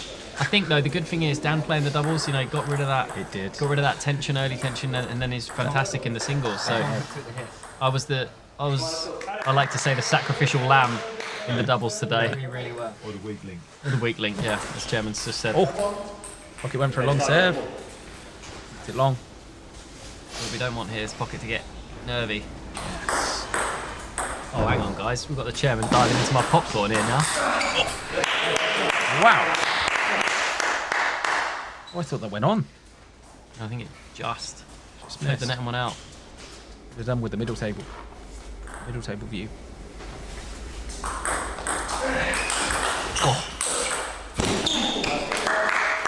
Wow. Again, the 1-2 combo. Tyson Fury there from Victor. Bang, bang. Yeah. Again, Pocket had a lot of joy going out to Victor on serve receive, go out wide to Victor's forehand. Yeah, he's kind of gone away from that tactic, and it's it's having trouble now. Yeah. It's a good serve. Oh, it's loaded. Oh. The chairman's eating his popcorn. He's giving the thumbs up, and he's It's off. a robbery. 4-2 then. Yeah, we've had a few comments about TTD not doing well in doubles. We've had a history of having a really poor doubles record, so we thought we'd mix it up. Put me in the founder room. We've been training. Wow! That one, we have to give that a replay. Unbelievable. That What a contact. backhand. Look at this. Just. Unbelievable. He's just That's unbelievable. into the corner. And we've just missed an absolute forehand rocket from Victor again. Unbelievable, yeah. He's hit peak form here. He has. He's. Whoa! Going on here. He's gone to the fridge and drunk some Prime, I think. I think he has. It's gone into a shooting gallery. Pocket Rocket's hiding behind a shield. We need to make sure he's paid for that on his app. Oh my word. Victor Guanxi, take a bow. Because he's just hit 4 of the best points I've ever seen in my life. I wonder what he's got in there. I don't think that's prime in that energy drink. I think it's just pure unleaded petrol. Oof. Again, he's gone for another one. If that lands, it's not easy for the pocket to hold that. He's a cannon now. Absolutely he is.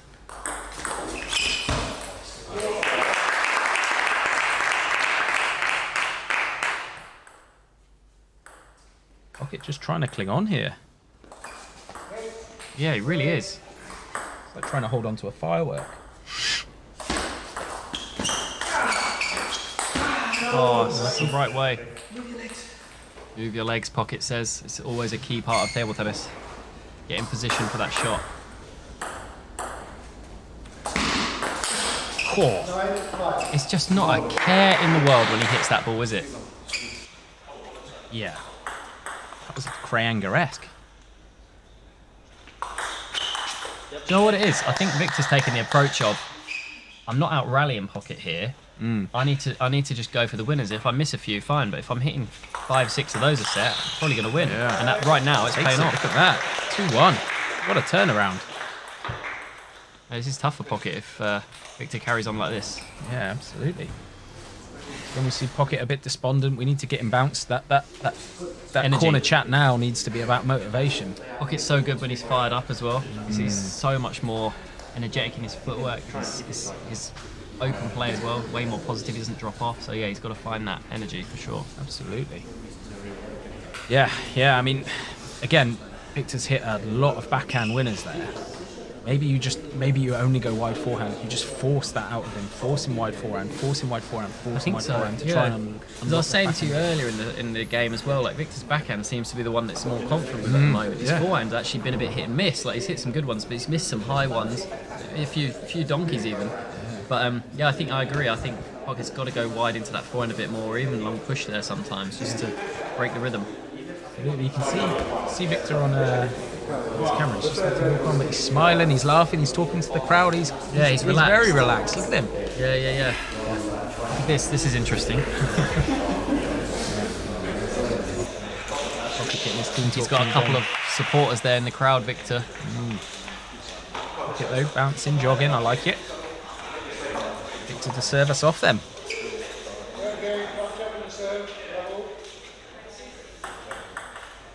Here we go. I'll take it all back. The forehand's also good.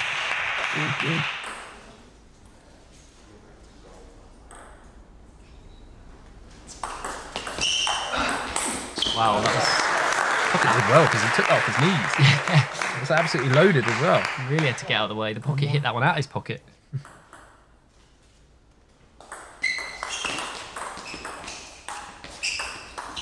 Oh.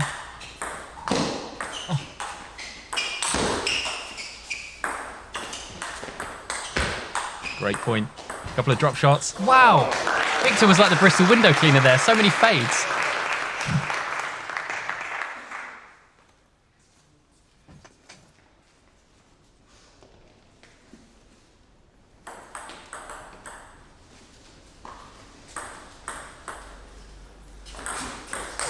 Oh, heavens above. Wow. Wang Chin, Pocket says. Every service on. One more of those and I'd call a timeout. I think so. Just try and kill this momentum.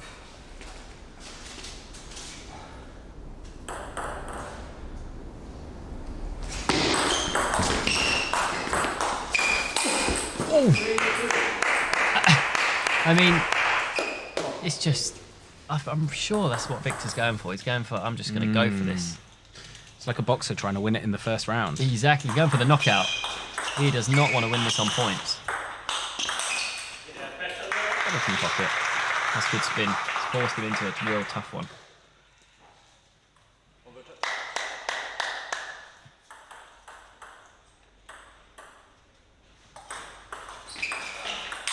That was good from Pocket. That was a way more aggressive push over the table there. It's hard for Victor then to hit the wallop shot.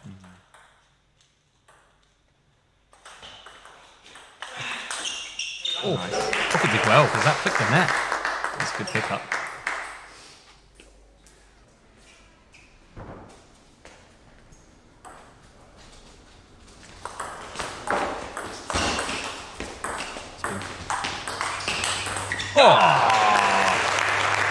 Brilliant shot. That's the pocket rocket we all know and love.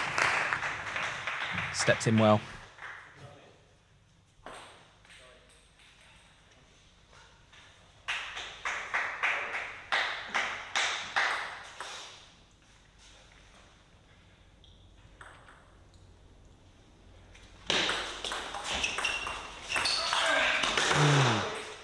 Not happy with that one. Why not seek out a popcorn provider as an additional sponsor? You guys have plugged it well today. Yeah, that's not a bad shout.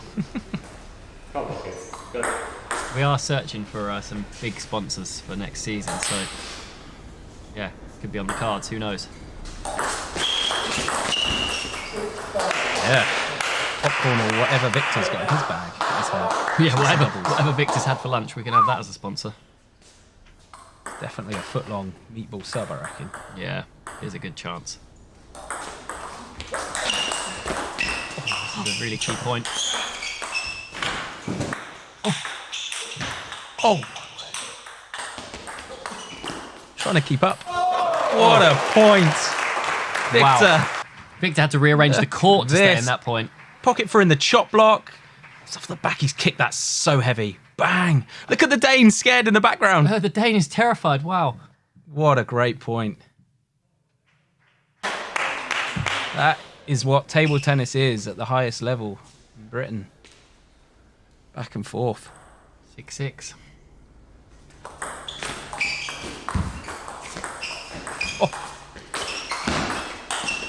Oh, again, that's good from Victor. Just force pocket back enough. What do we have to do to watch the next one live? Would love to see one in person. So you can buy tickets on pingpod.uk. So yeah, come down and watch, support, it'd be fantastic. As many fans as we can get. Victor's just in that zone now. Dribbling out. Drop shots. Yeah. It feels like Victor's really reached the top of his game now, top level. Come on, pocket. He is struggling though with short float. Wow, that was Time and time again. Great serve.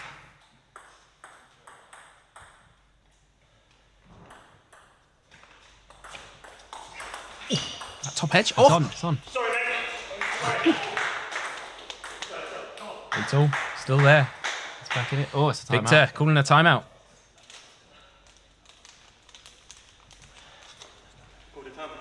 Big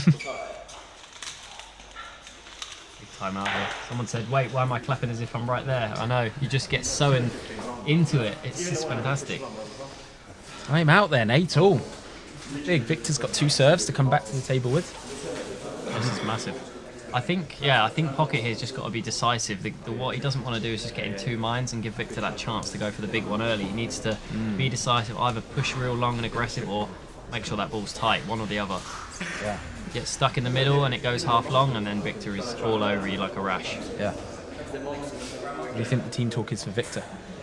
Yeah, team talk for Victor is you've got to try and get this ball attacked into Pocket early. Like he's not winning. Okay, he won one of the big rallies, but most of the time Victor's won the point. Yeah. It's been with that early attack, pressured Pocket, not leaving him a chance to spin. You know. Yeah, once it goes past kind of like 5 or 6 shots. You fancy Pocket, don't you? Yeah. So he's heading back out.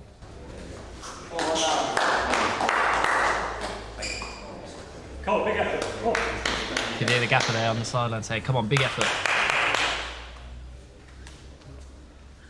Here we go then. Pocket thinks it's a serve. Bit of confusion there. All right.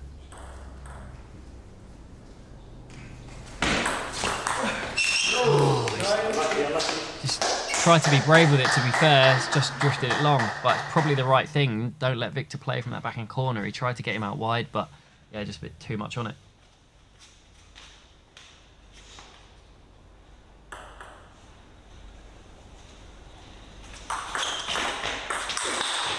Oh, what a block!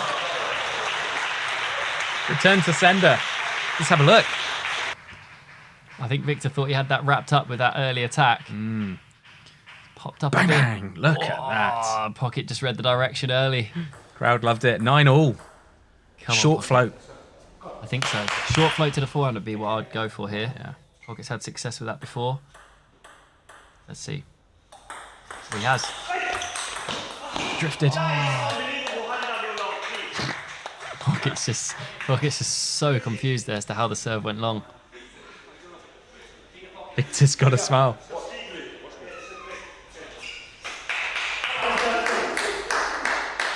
Both players enjoying themselves. Come on, Pocket. Still there. Got to go tight. Don't give him a chance. Oh no. Oh, he's got away with it. I really thought that was lights out for Pocket there. You and I both went. A long drifty serve. He's smiling. I think he knows it as well. Giggles all the crowd. The crowd are really getting involved now. This is great. What's Victor going to cook up here?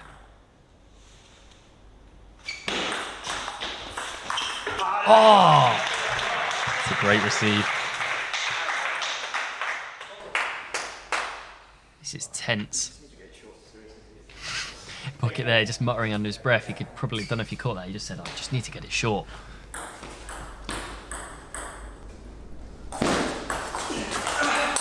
And he has.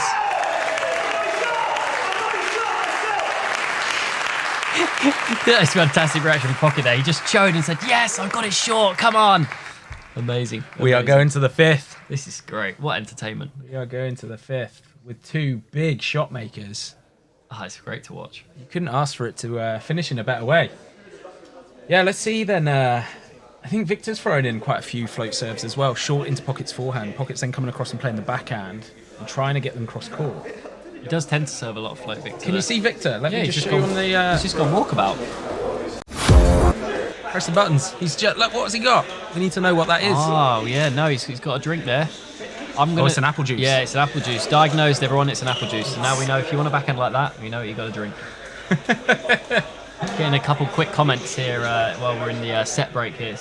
Hi, Tom. Before we're using the Stiga Carbon Cyber Shake, what's the name the blade you used before? I used the Stiga Hybrid Wood for a long time. What other questions did we have there? That's a heck of a hashtag. We want the ringer and the German. Oh, wow, yeah. What's your opinion on the Stiga DNA Hybrid rubbers? I'm using them now. I think they're fantastic. Really grippy, really spinny, great control. There we go. There's a couple quick answers for you there, guys. Back out to it. Pocket going to the backhand serve. Come on, Pocket. Let's have a big start here.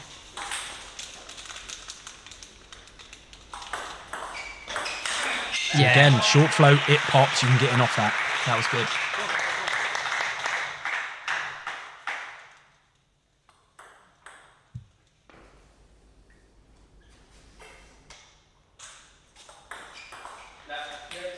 Oh, I thought Pocket had it there. Look at the net. Seems to be a new thing that Pocket's doing because I haven't noticed him doing backhand serves that much before. Oh, but today's, like you said earlier, he's used it a lot, the backhand serve. It seems to work well.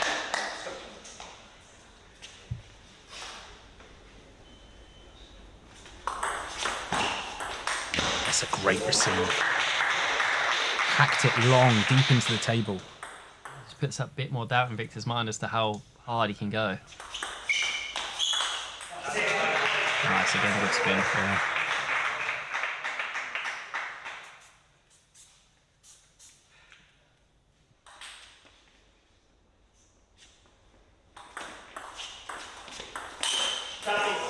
Wow. Look at the crowd. Hands on heads. Let's have a look at it. That is absolutely insane. Absolutely swatted that, hasn't he? Just whips. Bang. I think if you're Pocket, you avoid the touch game. Yeah. Don't touch that short. Get it long. There you go. Don't touch it short because you allow Victor to step in and lean forward and crack the ball. Actually, just bang it long. Yeah. At least that way he has to lift it. Yeah, over the table when Victor coming in there, it's like watching a steamroller come at you.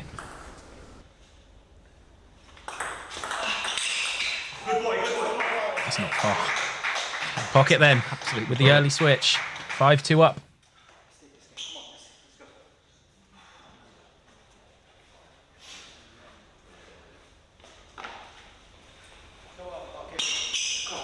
Good encouragement there from the crowd, the big come on Pocket.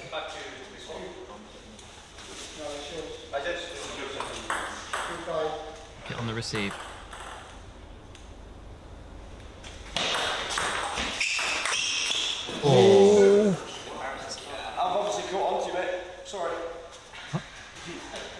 This Christmas come early there. I'm not sure what happened there, but it went off anyway.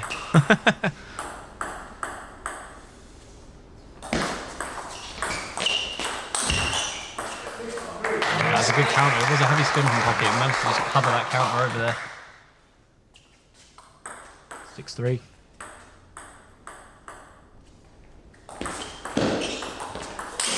Oh, wow. Absolute madness. Pocket's just got to be careful he doesn't lose focus here and let him play those backhands again.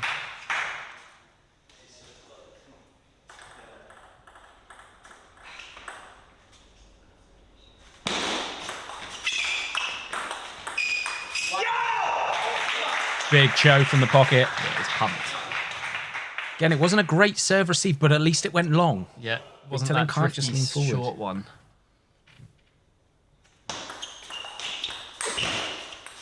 Again, it's tough. Again, like that's a good example. It wasn't like a long deep push. It was that half length one. Victor comes in, tough.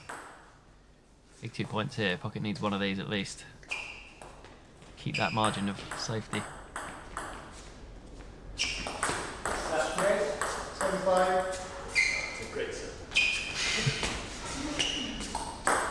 Pocket there, even on the let serve, he's encouraging himself. Fantastic to see.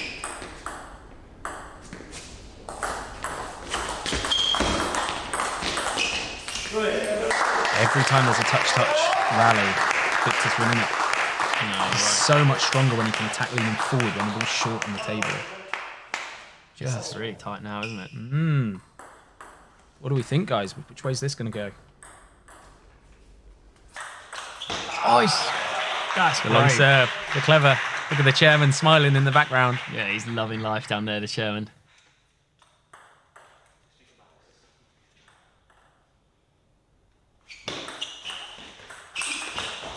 Oh, he's got it.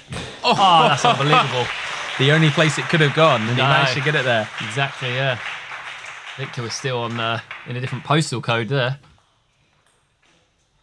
I think.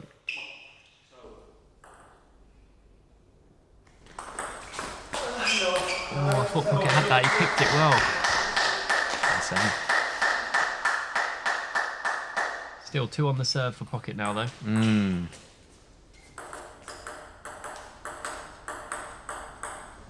Back to the forehand serves. Oh no. Now it's turned into a real pressure point. Has. If I was Pocket, I might be tempted to go to the backhand serve here, you know? But he's not going to. On float. It's big. It's a great point. Pocket was there as well. I thought he had it. High fives He's from the crowd. high-fived the crowd there, Victor. From Victor. This is unbelievable. Look at this point. Absolute powerhouses, these two. It's a great point. 9-all in the 5th. You don't get closer than this. So if I am Pocket, I think I push this as long as I possibly can, or I Deep. attack it. Near that white line. Oh, he's got the net. Oh, Victor's bats ended up on the other side of the table there. That's when I'll tell you what, guys, if you want to pick a time to have a net, it's 9-all in the 5th, isn't it? Really, really hard luck on Victor there. But these things happen. Can he take it now?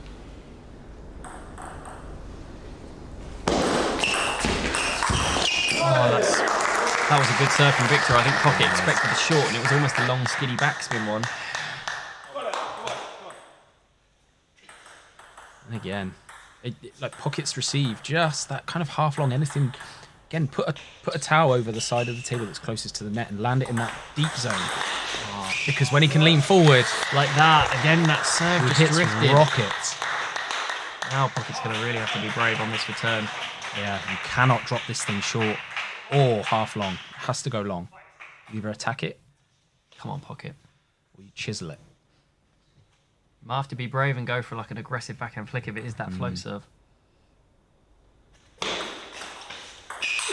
No. What a game. What a match. Victor is the victor. She, yeah, comes through 3-2 against the Pocket Rocket. Wow, that was a hell of a game. But the good news is TTD got the win, 4-3. I think the highlights of that match alone, look at them. Victor, big smile on his face, deserves that.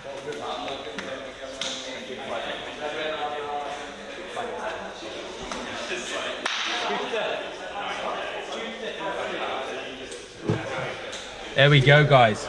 TTD recording their first victory of the season, but how tight was it? 4-3. Massive final match then from Victor as well. I'm not sure I've ever seen a match where someone has just peaked and wasn't even hitting 75% shots. They were clean winners off the bounce. What are we saying in the chat then, guys? Joe, may I ask, what do I do for a living? I actually work in IT. I don't work in media at all. But we hope with TTD growing that we can all do this as a job and this can be our living. That would be amazing. Where is the Beast? Would love to see him play again. He is in Germany. He actually plays in the Bundesliga. And one of the rules of playing here, similar to the Dane, is that you can't play in the top divisions of both leagues. So, yeah. Victor, high five in the crowd there, man of the people, absolutely, and he deserves it. If I'm honest with you, if I played those shots, I'd be high fiving everyone in sight as well. What do we got? Nice for Callum to get 2 wins, yes, our number 1. Came out big, 2 wins and relatively straightforward. That's a sign of a very, very good player. Pocket was really good. Hi, what bat does Dan, the founder, use? Good question. He uses the Timo Bowl ALC with, I believe, Tenergy 05 on the forehand and Dignix 09C on the backhand. I'm rattling through these.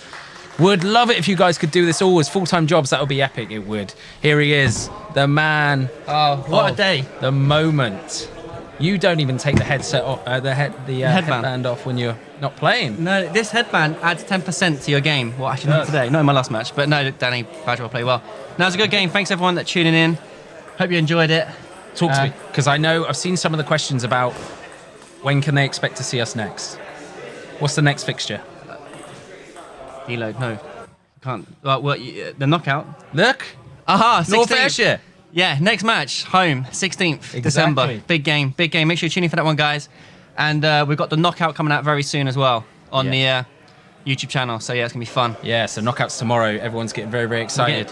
We're not live in that, are we? Doing a post-production. We are not.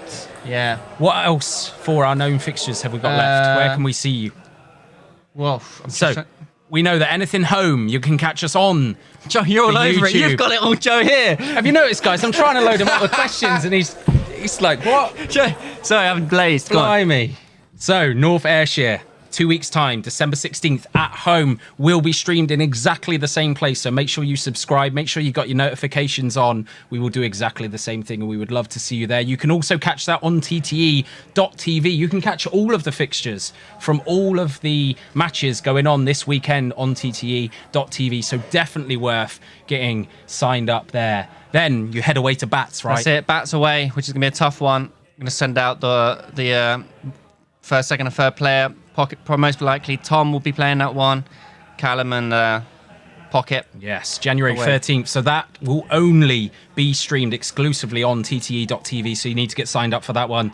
Then we welcome Ormsby. Yeah, what are we saying? The big dogs. Yeah, well, they have David Macbeth, fantastic player. He's playing in the Major League Table Tennis at the moment as well. So whether he flies back for that or whether it clashes, but yeah, it's going to be a great game. February 10th. We can catch that on YouTube. And then the big one, the other team in this division that seems to have an amazing, amazing atmosphere. We're looking very forward to going down there. Brighton away, March 9th. Again, you can only catch that on TTE.tv.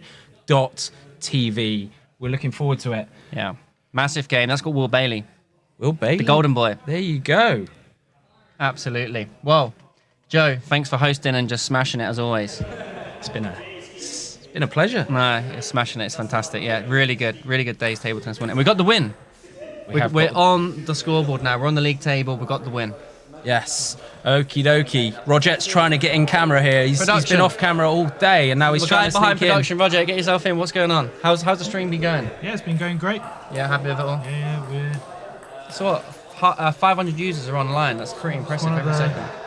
we're one of the best production teams out there, I think. We definitely are. Got to thank Roger for that. We work really hard to make sure, the stream is good quality. You guys can all see what's going on, all the action. Let me just throw it down to Cam 1 because I've seen the Gaffer and I've seen the Dane playing with their phones. Oh yeah, the Dane's going to play if anything. He could look at that. Dane for sure is winning this point.